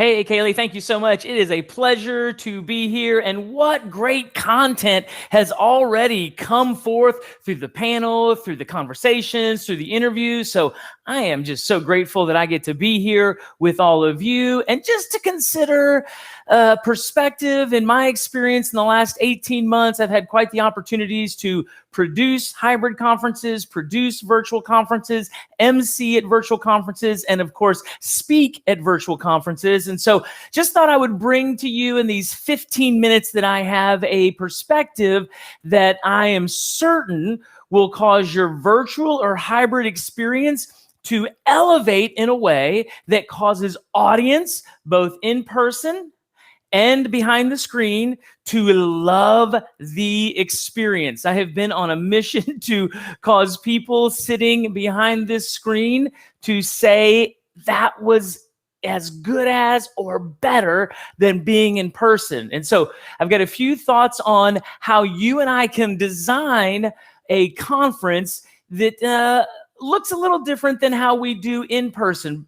Pre-pandemic, when people put together a conference, they would build a conference schedule. In today's world, just having a functional schedule is no longer effective. Just like when we try to replicate what we did in person and put it into the virtual world, turns out to be clunky, disengaging, and not at all what it was in person. The same is true when you build your conference around an architecture that is used for an in-person gathering without considering the consequence from behind the screen. So today we're looking at day designing, and I'm just going to give you 3 different thoughts and ideas about how you can approach it that I think will be useful to you, helpful to you, and that sort of thing. So I got distracted by the chat happening right there. The first is, I want you to think about what keeps you engaged as a human when you're watching something behind this on a screen. Now, earlier in the conference that we're having here, it was referenced about Netflix and binging, and that conferences aren't just a one way. They aren't just a watch and observe, but they're designed to engage. And yet, understanding what causes people to go, I'm going to sit here all Saturday morning, all Saturday afternoon, all Saturday night, and just not move because I am so captivated by what's taking place on the screen. If we want our audiences to remain with us, understanding the philosophical reasons that draws people, that captures our imagination, that keeps our attention connected, understanding those foundational principles when we look at creating and crafting our design for the day, 2, 3 days, however long your conference is essential, because then it gives us a way to look through it and see where these factors will be in play. So there's 4 of them that I will just give you, and I refer to it as, just pour the honey on this thing. We got to sweeten it up with some honey in our designing of the day. So the first one is, of course, humorous. Whether you have entertainers, you have individuals who are entertaining, you are incorporating videos that are funny, there is so much access to humor these days, both from an individual, clips, all kinds of things you can create in the moment, or that you have pre-recorded, or that you just pull off that is. How are you intentionally placing humor throughout the day, and or how are you utilizing individuals who are humorous that keep people laughing and smiling? It's shocking how if you're sitting there and you just smile, how much more willing you're willing to sit and listen longer for that hope of another dopamine hit, for the hope of another chuckle, giggle, laugh that causes you to feel good. And so designing days has to incorporate some humor. And so the next one that I put is unexpected. The idea of when we catch people off guard. I have found in many of our breaks when we've designed our virtual and hybrid conferences that what takes place in those breaks has a lot of ability to keep people connected. I was just at a hybrid conference last week in Atlanta, and we were so fortunate. They had a great production crew there, and we were able to take my virtual emceeing mobile. And so we got our camera set up, got it connected with the system, and I was, much to the crowd's surprise, able to run around, both the surprise of the live audience, where I could come and talk to them in person, very unexpected. They thought they were just done with their keynote session, were walking out. I could go to the exhibitor hall, where the virtual audience, who had a great access to the virtual exhibitors, they didn't know they were going to get to see and talk, and I could talk to the different exhibitors. Very unexpected. And what the unexpected does is it keeps people wondering, what could happen next? I better stick around. And then the third of honey is need, is the what do people actually need? I play a lot in the SHRM world, with the HR community, lots of HR conferences around the nation, and they always have lawyers. Lots of lawyers hanging out in those SHRM conferences. And it is amazing how captivating lawyers can be on subject matters that are so dry, and to the rest of us that are not HR professionals, like, oh my goodness. And yet these folks in the audience are just hanging on every word, because it's needed solutions that they're looking for, both from a virtual behind the screen perspective and an in-person perspective. It keeps people wanting more and keeps them connected with it. And then the last one is what I just call interesting, where random experiences, whether it's the content that someone's sharing, whether it's the stories that people bring, whether, again, what happens a lot in between the sessions that's in the virtual world with the breaks, that people think, well, that's curious. I didn't know that. I didn't understand that. Or I didn't know we could do a yoga break this early in the morning and have it pre-recorded, and we could all do our yoga together like many of you have done, or we learn how to make salsa, or we mix drinks in the afternoon. And that's interesting. I didn't know all that was there. And so keeping it interesting and being intentional about looking at the design of your days, and if those 4 elements are in there, how long it can keep the audience tracking with you. Yeah, I have found it's amazing, despite the rumors of Zoom fatigue and how people just don't want to look at a screen, when you drop these elements and you're intentional about placing them within the day over the course of days, it's captivating. People want to come back for more. People are excited about being a part of it, whether virtually or in person, because these elements have been placed in there. And it takes a conference producer, takes a conference organizer, takes the meeting professionals to look and think about how they're presenting their material, not just as an in-person schedule that we built, but in designing the day for the virtual and the in-person audience. And what I have found is that whether you're designing for virtual or designing for in-person or designing for hybrid, all of those take a different approach. Virtual and hybrid have some similarities. In-person and hybrid have some similarities because of the crossover, but they all take just a little bit of intentionality with creativity that really sets you on target for designing something. So the second element I wanted to look at is the actual agenda.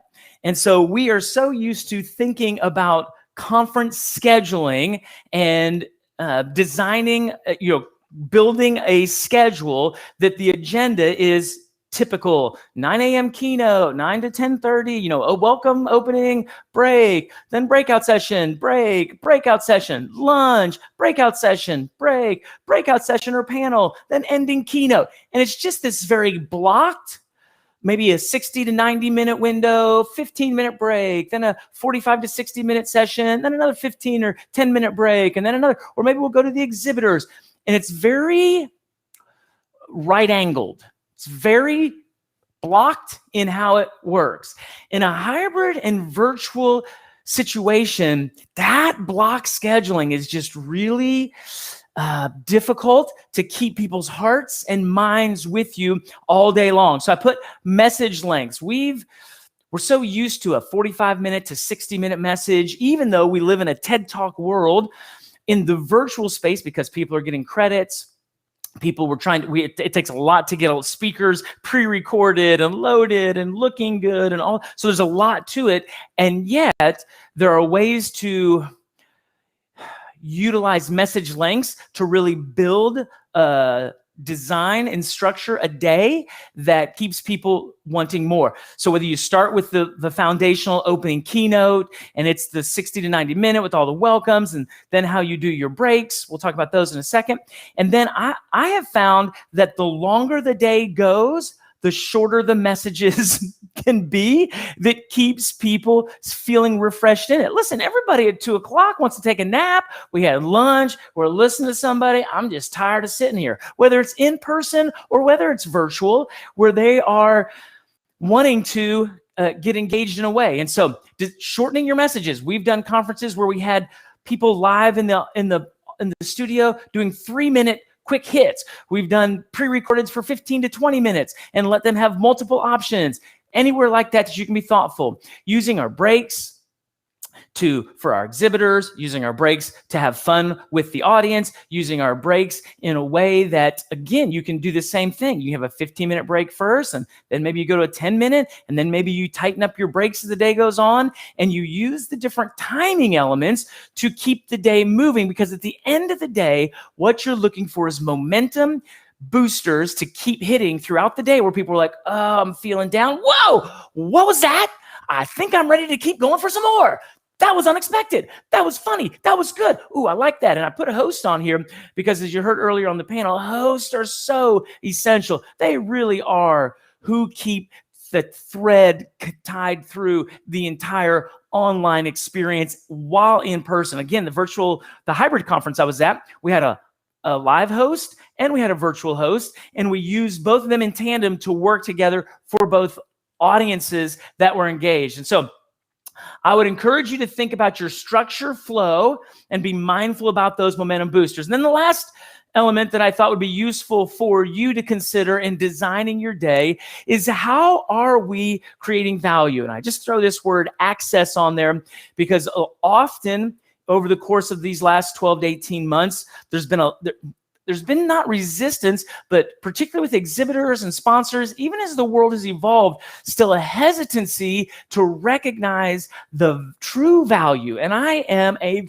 firm believer, from both experience after experience after experience, that the virtual hybrid scenario is way more valuable for the speaker, for the audience, and for the exhibitor, simply because of this word access.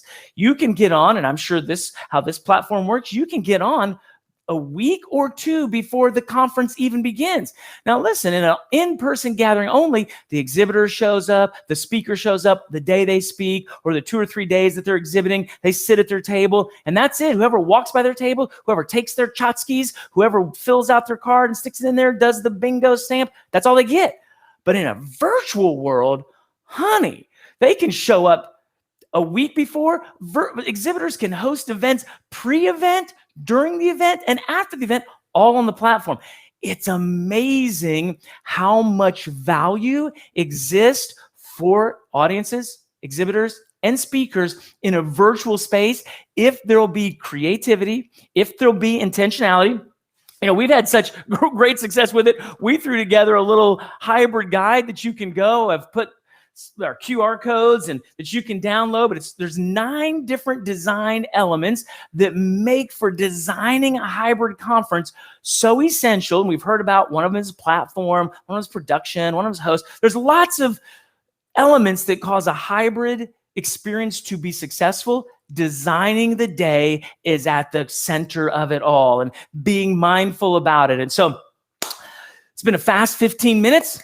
But that's how we like to roll, and I'm so grateful. So I'll put this up. If you would love to connect on LinkedIn, I'd love that we're broadcasting this on LinkedIn. Or if you'd like to get a weekly letter I send about personal growth. And finally, the guide itself. If you want to hit that QR code, you can do that and download that for free and just let that be an extra resource on what's already so much great content being delivered here. So thank you very much. Once again, my name is Greg Hawks.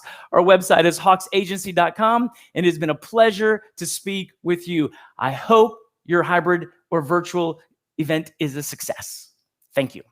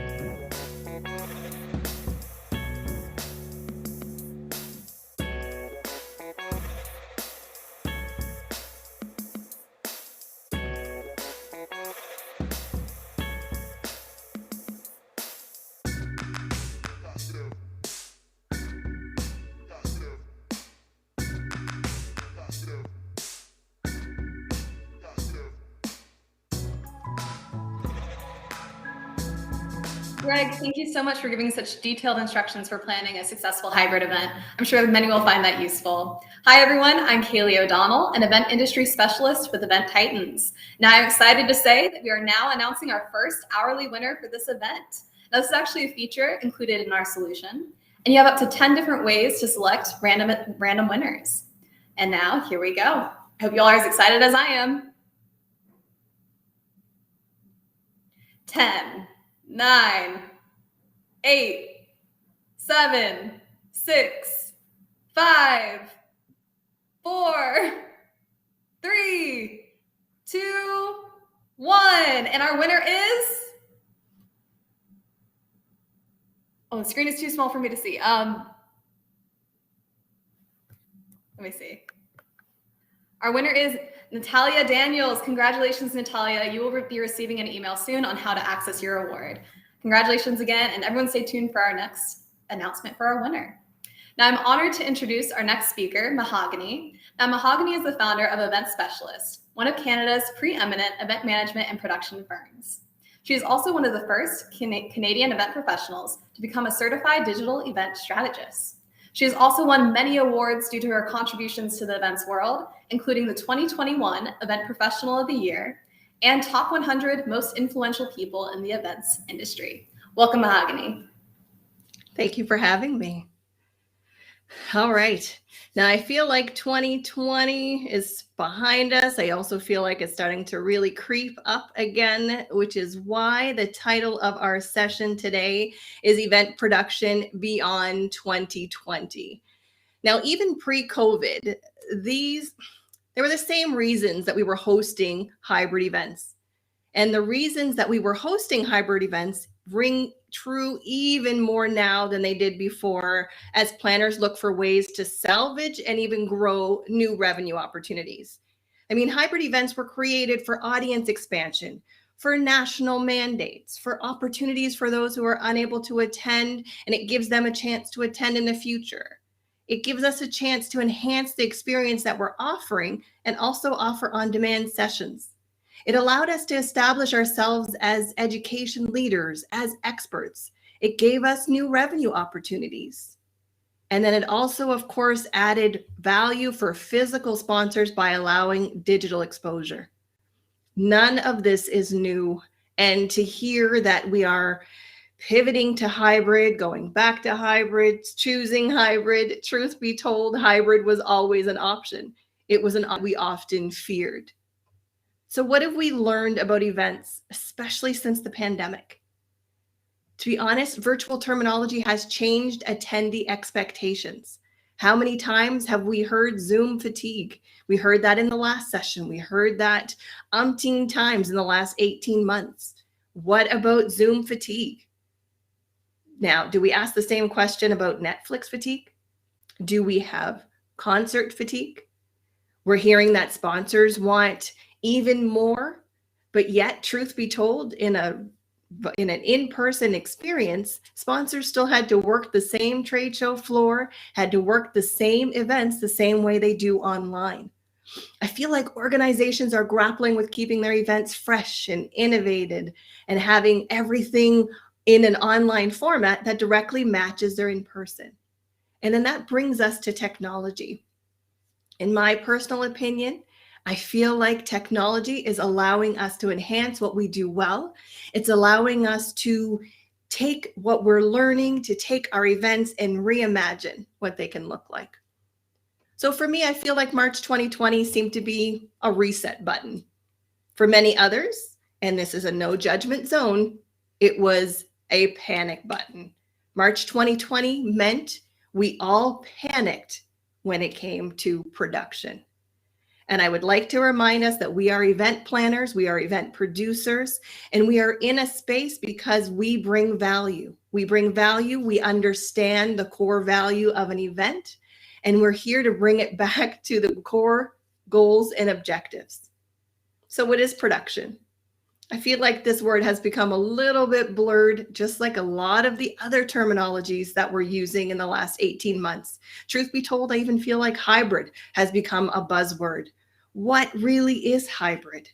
I mean, in its truest form, it's the marriage of an in-person and an online experience. It is what's bringing our events to life. Now, from a hybrid perspective, I honestly believe that we have always had this in our toolkit. It was just underutilized in many different scenarios. So in my personal opinion, I feel like the way to enhance our production as we move forward is to stop focusing on what used to work, what was, and the panic when it comes to events. I want us to focus on a digital first model. Now, let me just explain a little bit.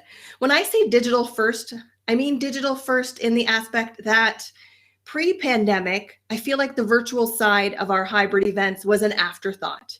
It was when we thought, oh my goodness, we've sold out in person. Let's add a virtual component to see if we can extend that audience, versus let us design an experience that will allow us to marry in person and online to create a wonderful customer journey.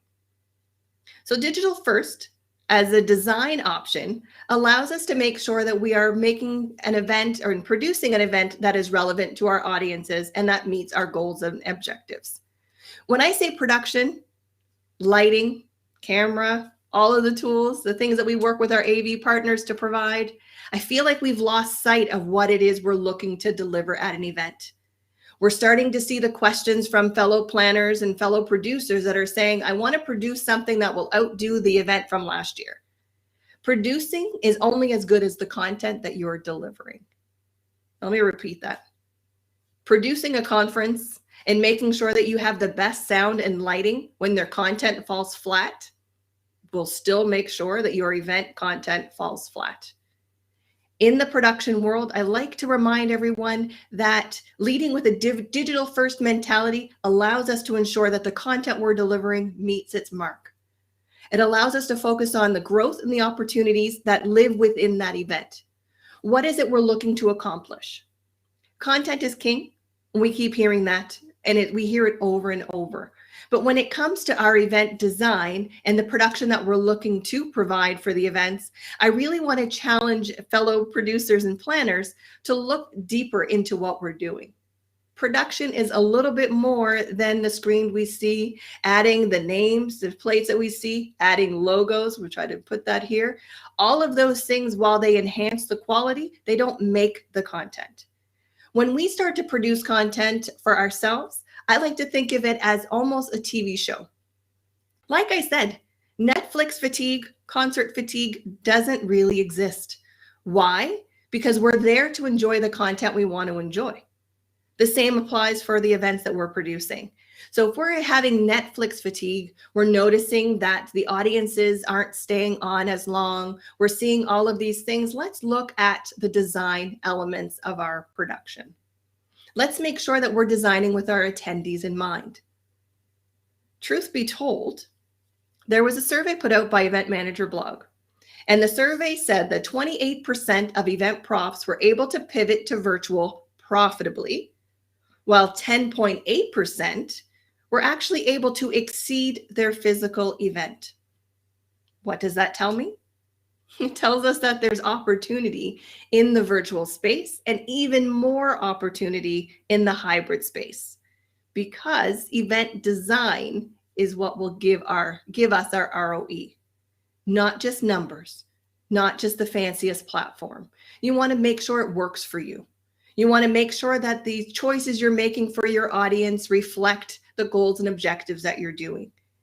Here you can see on the Event Titans platform, they're producing into the platform and making sure that they control everything that the audience is seeing.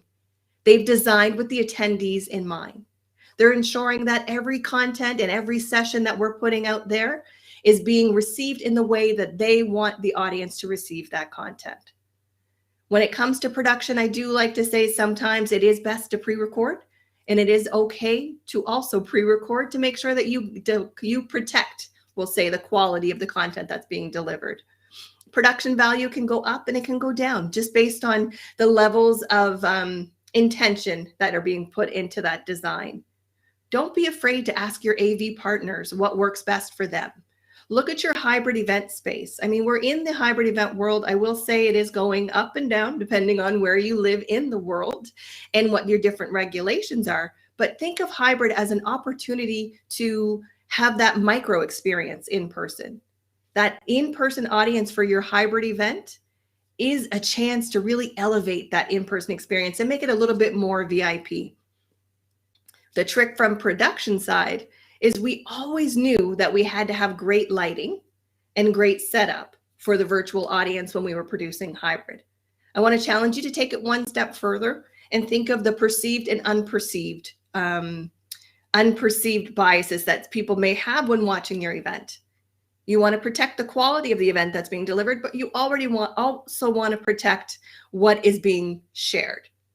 And what I mean by that is many venues were starting to cringe when we see too many people in a certain space. Certain countries, we still have mask rules and things like that. So when we see venues that don't have those rules in place, it also makes us a little bit uncomfortable when we're watching from our computer screens. But keep that in mind. And keep all of the different aspects of your production in mind when you're doing these things. Ask the questions, ask your partners, see what resonates with everyone involved. And there is nothing wrong with producing your event with your attendees in mind. There's nothing wrong with asking them, will you attend in person? Will you prefer to attend online? Think of it as a full customer journey and what you are looking to accomplish. Now, while we're a little bit more forgiving in a virtual space, we are more discerning when it comes to content. So I like to remind everyone and the clients we're working with and even our own internal team, we like to have the reminders that the content that we're putting out is key to the event. And I only say that, unless your event is focused on networking, then we focus on networking. If your event is focused on the content, then you focus on the content. But your production should really match what it is you're looking to accomplish. Everyone is starting to see that we are capable of doing Netflix style content. We are capable of doing TV quality productions and broadcasts. 18 months ago, I would say most people didn't know what a lower third was, or title cards and all of these things that we're starting to see in broadcasts that are regularly part of the program. I want to challenge you to really make sure, yes, content is always the king. We want to make sure that we're really giving focus on the actual, let me rephrase that. I want to make sure that we're shedding light and focusing on what it is we're looking to deliver. So I know production sounds like it's a big term, and it gets scary when we start looking at all of those AV budgets and the quotes that are coming. But truth be told, there is a tier. There is a tier involved, and things that, in my opinion, make it valuable are things like sound and lighting. Sound, lighting, and quality. Truth be told, the light you can see above my head is a no-no. However, it is me speaking from my home office, but you start to get the idea. We make things work for us and we make it work for the audience. You can also ask your questions, work with your partners to make sure that the production quality you're looking to have is what's being delivered. I know we work to make sure that the content that we have reflects what we are looking to accomplish. And I know it was a very fast time and we didn't have a lot of time to talk about production, but I want to leave you with a few key points. What can we expect from event production beyond 2020? I'm going to say it again. We're going to lead with digital first. Digital isn't going anywhere. We're going to lead with a digital first mentality in that the quality of the content we're putting out has to be properly produced. It has to look appropriate, it has to sound appropriate, and it has to deliver the message we want it to deliver. Second, we're going to look at event design. We're going to design for our audience. Hybrid does not have to look the same for everyone. Hybrid can be what works for you and your audience, but we want to make sure that the customer journey is the focus. So the customer journey or attendee journey, whatever you're looking to do, that is your focus. Your hybrid event audience, you're going to think of it as your in-person audience. What do you want them to experience? Your virtual audience, what would you like them to experience? And then you're going to create that customer journey that will marry. For those of you who missed your agenda session, you have to go back and watch that to learn a bit more of how to design the agenda to make sure you're meeting the attendees' expectations who are both in person and online. Next thing we're going to look at is really understanding and protecting perceived perceptions and the unperceived perceptions. The perception that we are designing an event for our attendees, not just doing it because we have to. So really taking the chance to redesign your content. There is no more, and I will say this, no more need to deliver that 90-minute keynote, that 60-minute session, that we deliver every year. One thing the pandemic has taught us is bite-sized content. I mean, TEDx was doing something right for a reason. We want to look at those types of models that we can follow. And then, of course, that perceived notion that we are offering a safe environment to learn. Number 4, we're going to have a look at what works for us. Just because a platform or a technology works for someone else doesn't mean it's going to work for your audience. Production quality for some may be super important. And I say important to the point that we are going to pre-record, design, and really make sure that our videos look like masterclass, like Netflix. You hear that all the time. But that isn't always what our audience wants. Sometimes they are okay with a Zoom record because the content that they're taking in does not have to be uber polished. It is something that can reflect them. And finally, start with your goals and objectives when it comes to production. I mean, I sound like a broken record to many of you who've heard me speak before. I honestly believe we should always go back to goals and objectives, and that is how we can determine the level of production we are looking to deliver. If my goal is to deliver polished quality content in a masterclass style format that can be shared live today and then put on demand, then I will make sure that I have a fully designed set and something that will be conducive to the outcome I'm looking to have. Again, so I'm Mahogany Jones. Thank you so much for tuning in. And if you have any questions, don't hesitate to reach out. I'm at Mahogany Jones on all social media, and you can also find us in the exhibit hall.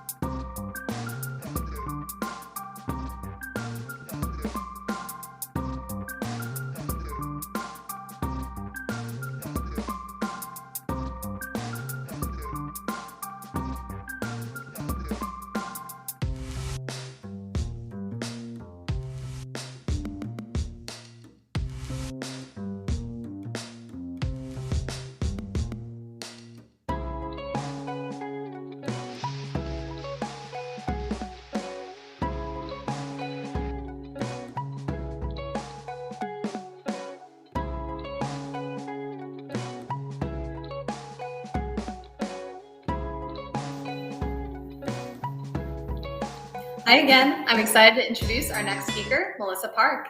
Now, Melissa is an award-winning global event producer who specializes in creating high-impact experiences that are guaranteed to exceed your and your attendees' expectations and accomplish your business goals.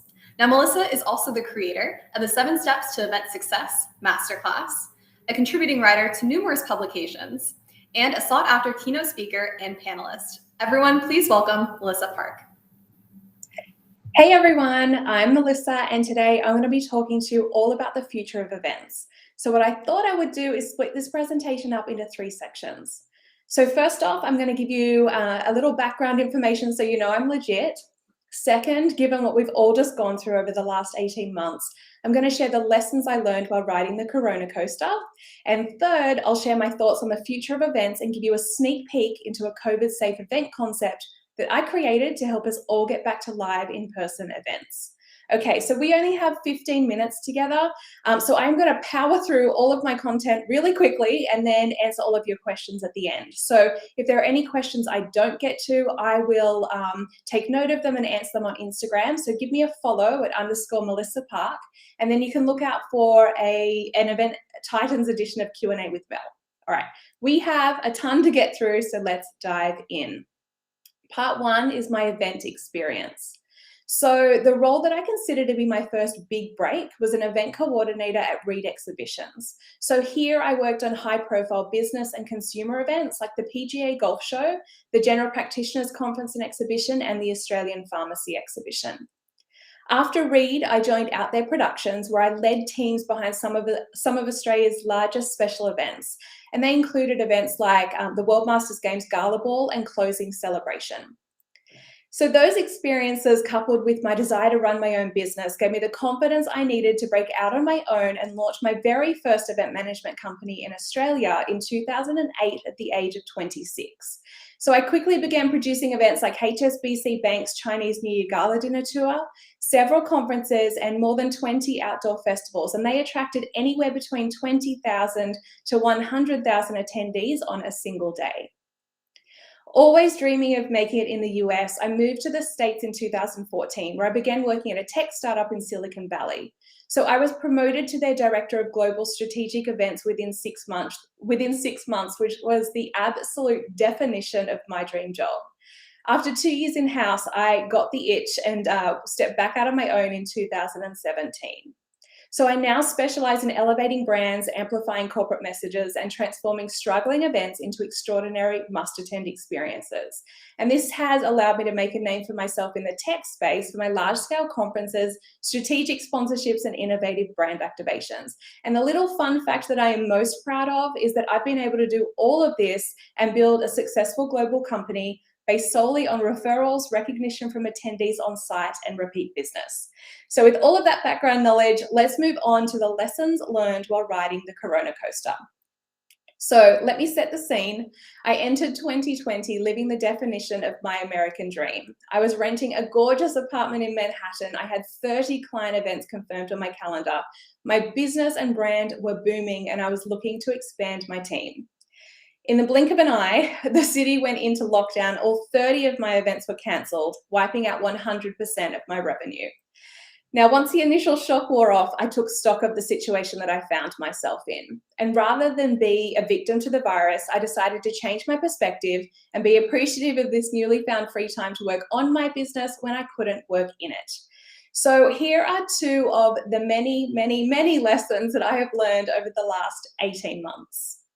So lesson number 1, multiple revenue streams are a must. And if you're a full-time employee, the concepts that I'm about to share are just as relevant for you too. So as I just mentioned, pre-COVID, 100% of my revenue came from producing my clients' live in-person events. So the cancellation of large gatherings, as we all know too well, simultaneously wiped out 100% of my revenue.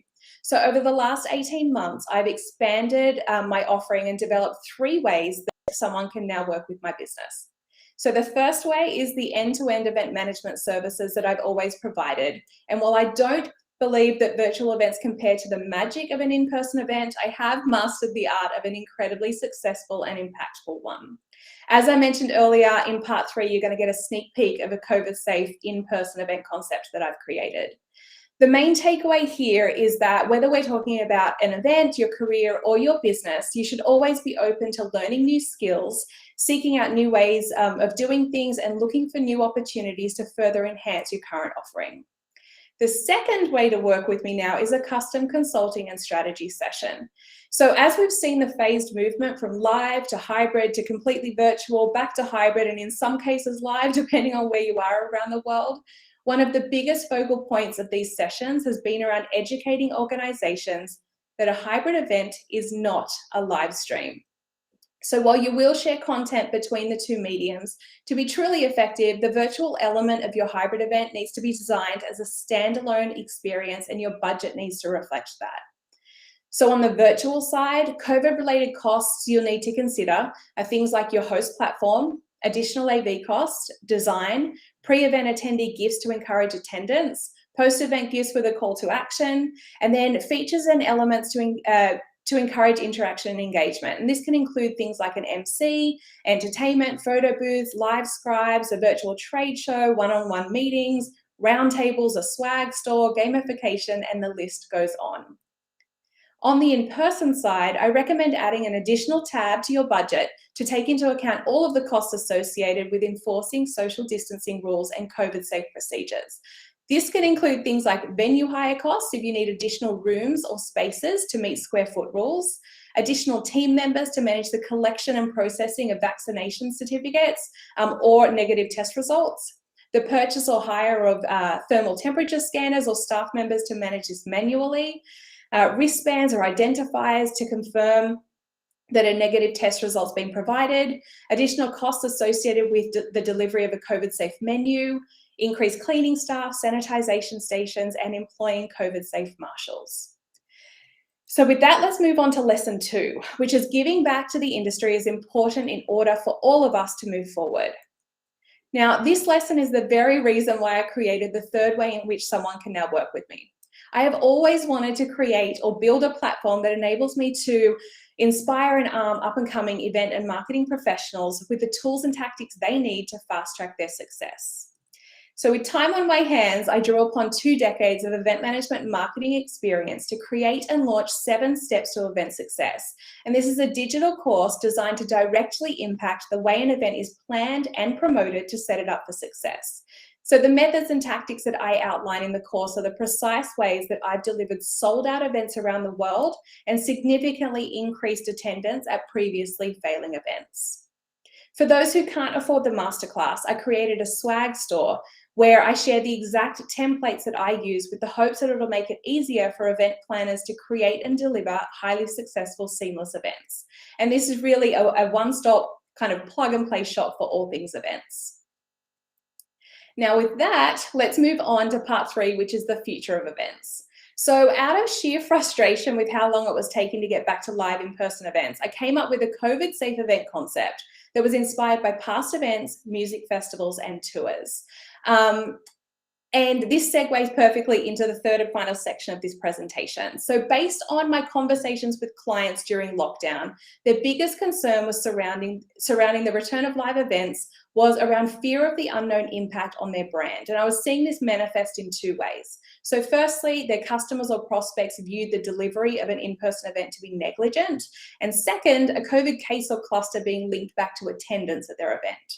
So I turned back to a 10-city Indigenous Youth Festival that I produced back in 2008 and the truck-based brand activations that Miley Cyrus and Zayn Malik used to launch their albums during COVID lockdown. From there came this event concept to literally help my clients get their events back on the road. So let me preface this by saying that the images you are seeing on screen and you're about to see are mock-ups of an experience I designed for one of my tech clients. However, this concept can be tweaked to be a unique experience for any company in any industry based on their business goals and budget. So we all know engagement is key to the success of an event, but experiential marketing was somewhat hard to make happen with the need for social distancing. We also know you should never plan an event for an event's sake. We always need to tie it back to the event mission, which should be defined at the beginning of your planning process. So in this case, DataIQ's mission is to inform, inspire, and bring together the AI community with opportunities to learn from and collaborate with experts, thought leaders and practitioners about real-life data science, machine learning, and AI use cases. So with this mission in mind, we created a 2-hour branded immersive experience that creatively featured all of the elements we showcase at Data IQ events. That includes things like demo stations, presentations, swag, fun photo ops, a DJ, ample networking opportunities, and delicious food and beverage. So while we're talking about catering, music tours traditionally have a craft table, and large-scale events serve buffets. Both are typically free-for-all and open air, which is the very definition of a germaphobe's worst nightmare. Thankfully, this style of catering will not work with COVID. The most obvious COVID-safe catering choice is a stock standard lunchbox, but I cannot bring myself to serve one of those things at my events. So instead, we put a spin on the lunchbox concept and served individually boxed protein-based gourmet salads, mini dessert tasting boxes, and an assortment of canned and bottled beverages. We made sure utensils and napkins were included in each box, so that way no one needed to kind of dig into a bowl or hover around. So it was truly a delicious grab-and-go style setup. With a year of in-person events missed out on, we needed a way to cover as much ground as possible in a time-efficient manner. So our solution was a truck which converted into our main stage with everything we needed to deliver the event stored within it. So for Data IQ, we wanted to hit all of the cities that we would have if we were able to deliver their conferences, executive series, and all of the sponsored events that were cancelled. So with their mission and goals in mind, we designed a 10-city tour to do just that. With this style of event, each city or pit stop only required a local permit for an open space, which allowed for easy load in and load out, and it avoided us having to contract individual venues in each location. So you may be thinking, okay, Mel, this sounds great in theory, but as we move back to in-person events, how do you enforce social distancing rules and COVID procedures? And I've got you. So for this, communication is key. Given what our industry's just endured, or quite frankly, still continues to endure, I don't believe we can be too safe. You just need to design a user-friendly process to deliver all of your requirements as conveniently, speedily, and seamlessly as possible. So in addition to your final pre-event email that gets everyone excited and creates additional buzz, 1 week prior to the event, we suggest sending all registered attendees your COVID-safe event plan. So firstly, they feel safe attending, and then secondly, there are no surprises when they arrive on site. So for Data IQ, we're adhering to all state and federal guidelines. We're ensuring all attendees pre-register. We're asking all attendees to provide a vaccination certificate and a negative test result taken within 3 days of the event. We're temperature checking everyone on arrival. We're asking all attendees to check in via a QR code. We're providing coloured wristbands to assign all of the attendees to smaller groups that they'll move around the site in. We're providing branded PPE that attendees must wear on site, ensuring all food and beverage is individually wrapped with utensils included. We're deep cleaning all surfaces with hospital-grade cleaner pre and post-event. We are ensuring that there are ample sanitizing stations, and we're distributing this pre-event communication and asking anyone experiencing any symptoms to not attend. And then while on site, we've employed fun and friendly COVID marshals who will be strategically placed throughout the site to promote and take practical steps to ensure that all individuals are complying with our COVID safe practices. So with that, that is a wrap, and it is time for any questions that might have come in.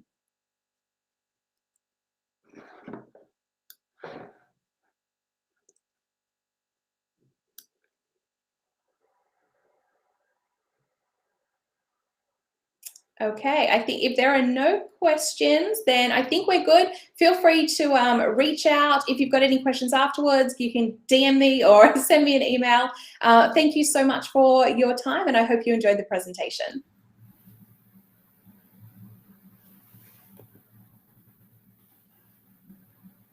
All right, thank you, Melissa.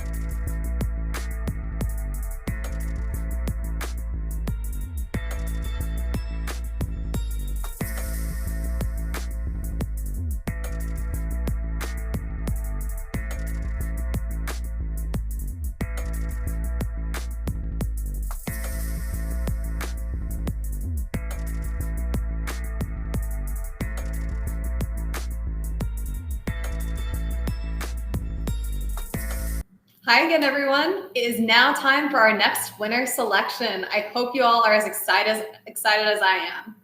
Now, I want you all to count down with me. You ready? This might be a little cheesy, but just bear with me. Okay, let's do this. In 10, 9, 8, 7, 6, 5, 4, 3, 2, 1. Let's see who it is.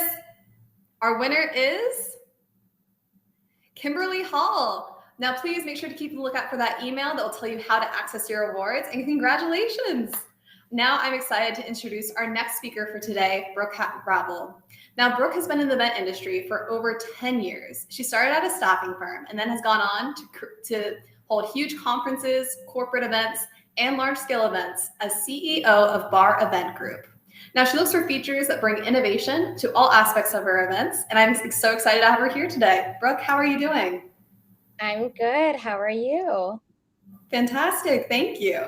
I'm excited to have our little Q&A session today.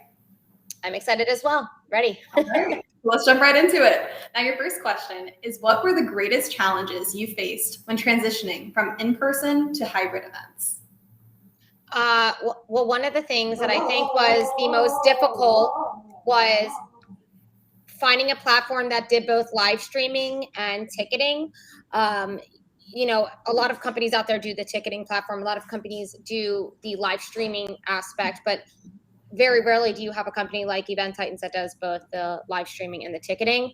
So I think finding a company that was willing and able to work around those complexities and kind of grow with our events as we were making that transition was key. Yes, of course. That's definitely a huge component, is having a platform that is able to do both for you, so you don't have to outsource to different platforms, of course. Now, what advice would you give to an event organizer interested in developing a hybrid event? I think knowing your audience is essential. I think most event planners already know the audience, know who's attending. I believe in a market evaluation, especially now. You know, we're in such different times where virtual and in-person are colliding together. Obviously, that's why we're having this discussion. And if you don't know who wants to be attending virtually, who wants to be attending in person, you know, you kind of set yourself up for failure. So I think planning for that, doing your market evaluations, and preparing to see it is essential.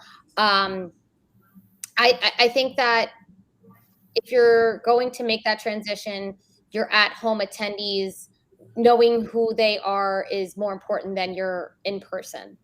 Because if you don't know who they are, you don't even know if they're going to attend. So that's kind of your key factor there.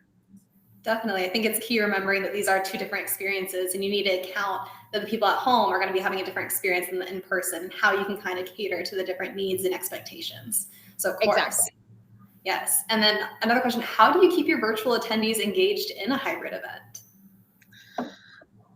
I believe in ambiguity. I know some event planners sometimes hate it, and that's fine, but I find that I've been successful with it. And that's kind of why I took a company from point A to point Z, you know, rather quickly, even in the world that we're in now, which most event planners are struggling. I was able to find success. Regardless of what you say, people can say they hate surprises, but deep down they do love a good surprise. And not knowing some of those elements of a reward system or a giveaway, or that, oh my God, did you know that blah, blah, blah is coming up to speak in 5 minutes? That was a complete surprise to us.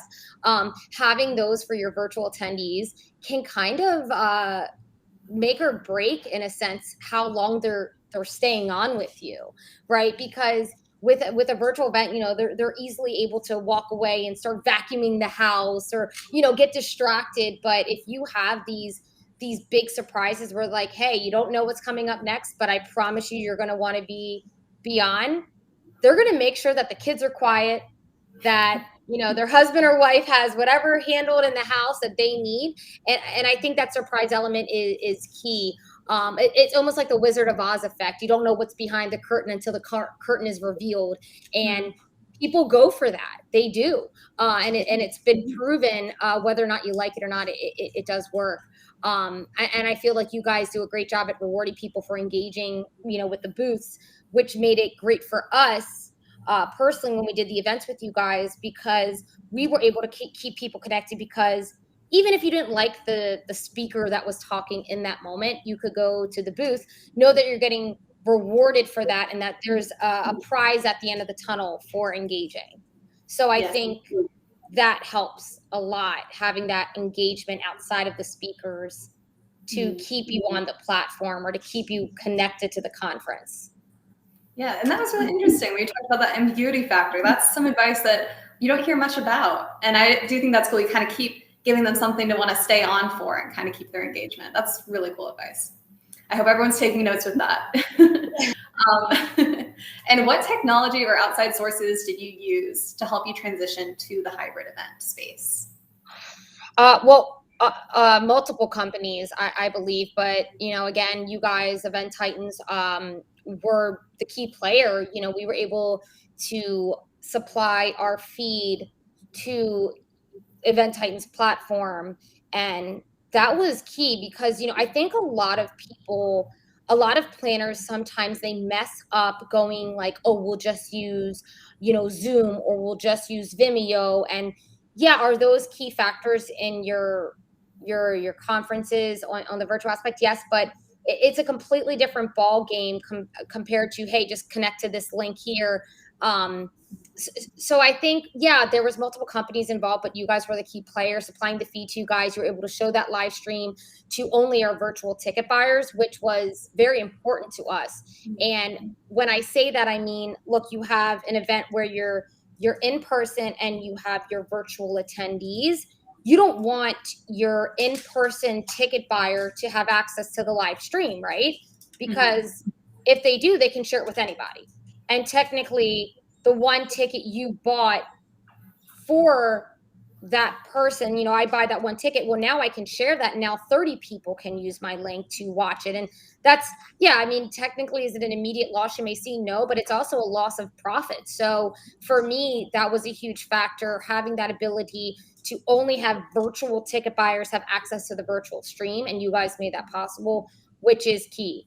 The ability for not multiple people to log in and see that stream was also key. So, you guys had the best technology, and you guys were also able to adapt to what we needed and custom create what we needed in the moments for our events. So I think that custom creation is very key.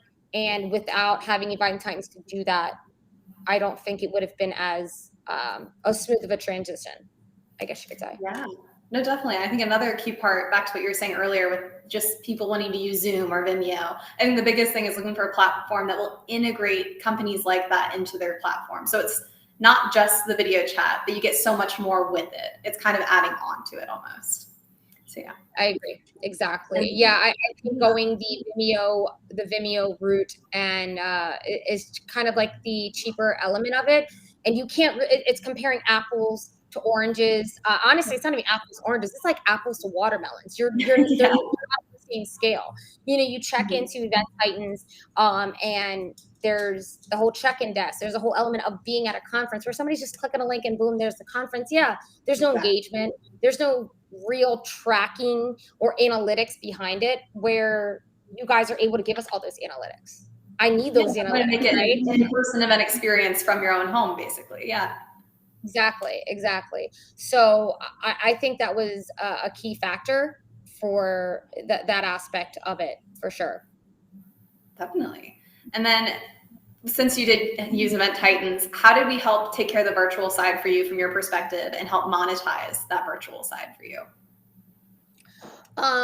So I'm more of a future investment type of person. And when I look at virtual, I don't see the immediate benefit, right? I see the long-term monetizing of it, right? Because in my best vision is, you see a teaser to a movie, right? And either you want to go to the movie theater and see it, or you wait till it gets released and you watch it at home. Virtual to me is that, right? Virtual to me is my potential in-person attendees. Virtual will need to be there no matter what. It's like you're marketing in that moment. Like, let me show you how amazing it is to be in person. But the only way you can show how amazing it is if you have a reliable platform such as you guys to show how amazing it is. Because if the feed is iffy or shaky in any sort of way, they're not going to get that wow experience of, wow, next time I really want to be there. I really need to be there next time. Because regardless of what people say, virtual and in person are very different. You know, event planners know you're stimulating the 5 senses when you walk into an event. When you're virtual, you're only stimulating 2. But if you successfully stimulate those 2 on a virtual platform, all 5 will want to be triggered at the in-person event. So I think, I see virtual as a future huge monetary value. If you don't do it, you're missing out on hundreds of thousands of dollars in revenue. Every person that watches virtually is a huge financial gain for you in your future. It might not be in that moment, but future-wise, it's your future paycheck, and you need it. You know, you can't just expect that the same people are going to keep coming back. So that's my thought on that. And it did work because, you know, we've done 2 events with you guys where we had the virtual event and our numbers were small on our first virtual. And the second one, they like times 10 went up. Our virtual numbers went times 10, you know? So you kind of see that transition of, okay, we saw these people virtually and then they came to the event. And then the next round of virtual was huge, but we also saw that big transition at in-person too, where there was a lot of people in person. So it's kind of like a step ladder. You keep moving on up and you keep adding virtual, and those virtual eventually turn into in-person. That's a good point, because with virtual, sometimes attendees won't want to spend the money to go attend in person. They just want a little taste of what you offer. They can use that virtual side, and then if they're interested, they can go to the in-person. That's a really good point. Absolutely. And, you know, in-person events are obviously more expensive. You're paying for the food. Exactly. A lot of times for me, you know, we're doing massive arenas where it's 10, 15,000 people. You know, you have to pay for arena food. That's not cheap. You know, you have to pay for the flights, the hotels. And some of these people, they don't want to just jump in bed with that. They're like, look, that's an extra $1,000. I'll spend the 100, see if it's good enough. And if it is, I'll definitely go to the next one. But you really got to give them a taste of the medicine in the virtual element, especially because people are looking at their financials so differently now than they ever did prior to COVID. And it's a great way to attract new attendees that maybe you've never had any contact with before, because they do have that little taste, like you were saying, a teaser. So it really is perfect. It can be an end all. You can do all your events and they might want to always attend it virtually, or you can use it as a transition piece. So that is a really cool point to make. Again, everyone, please continue taking your notes. Some good stuff. And now, how do you track your virtual attendee and engagement? Now, I know we do that a lot with Event Titans.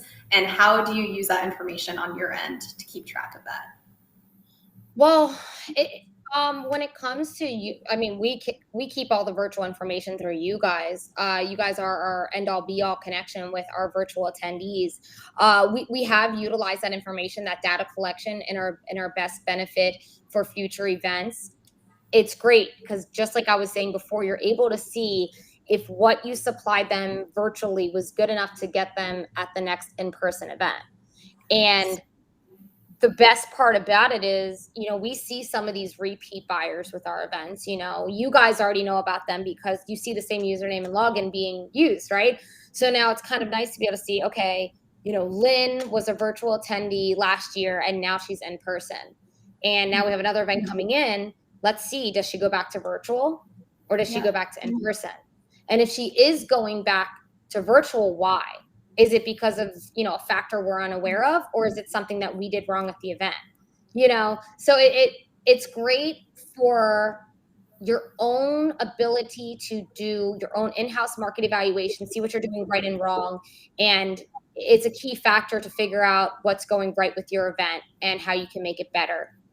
Because I think a lot of people have that issue with seeing, how do we collect the proper data? How do we see the path that our attendees are going? And with this, you have all the data collection. You have when they check in, if they're in person or, you know, virtual. And I think the virtual element is key to see that why people are going from virtual to in-person or in-person to virtual. Mm-hmm. No, definitely. And I'm sad to say our time is almost coming to an end. This conversation has gone by so fast. Are there any last remarks that you'd like to leave with our audience today? Yes, I love Event Titans. I will say it's been, we had our own ups and downs. We had a lot of things we had to figure out together, and through it all, I think everybody should understand that my personal opinion is I've always been a woman of investment and growth and growing together with people. I think Event Titans does a great job at molding to your needs as you need things to fit your client's expectations or fit your own. Like when I have my own events and I want it this way. This is the way I want it done. And Event Times does a good job of, okay, how can we make it work for you and your events, even though that's not how we do things. And I think what a lot of people miss out on is they're like, oh, but Eventbrite. And I think that's pardon me, but I think it's the dumbest thing to say. You're again comparing apples to watermelons. Event Titans does so much more and is willing to adjust to you as a person, where Eventbrite looks as a cookie cutter, right? It's a cookie cutter, flat out. And for me, I've really appreciated working with Event Titans and having you guys willing to adapt to my needs, my clients' needs. It's amazing. And not many companies do that. So I would highly recommend people taking the dive if they have not taken it with you guys. Yes. Well, thank you, Brooke. We have had such an honor working with you, of course. And thank you again for attending this session and sharing some great info. And I guess that will conclude our session. Thank you again. You're very welcome. Thank you. Bye.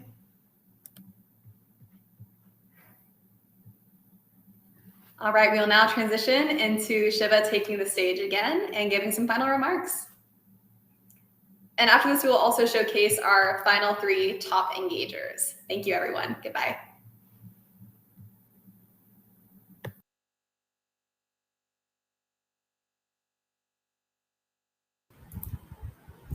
Hey, awesome. Thanks, Kaylee. Thanks, Brooke. Thanks, all the speakers for this awesome session. To conclude, I would like to select the last winner of the event and also the top 3 engagers I would like to showcase. So let's start the countdown. 8,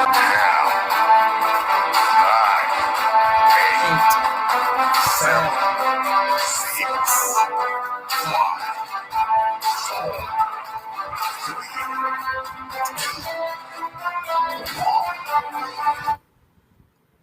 boom. I wish it was a live event where on the backstage we are focusing this video about the countdown and everybody shouting the countdown timer and the winner is selected. Now it's Loop doing, and she's the events manager at Quotient Technologies. And congratulations, Loop. Appreciate your participation in the event, and let's move on to the next rewarding session. So we selected 3 hourly winners. You can do the same thing. And okay, the top 3 engagers, as you can see here on the leaderboard. Congratulations, Sherry LaFontaine. You won 1 year worth of subscription, for Event Titans. You would be hearing from us about, what it entails. And Kimberly, you already won a winner. Probably we would be giving to the 4th winner, 4th person in the line, who is the most engaging. And Leonor Carollo. Hopefully I said it right. So congratulations to you all. Congratulations to all the winners. We'll be also selecting top 50 winners for the platform credits. And thanks to all the speakers and viewers for making this a wonderful event. We'll be coming back at you soon. Thanks, and over and out.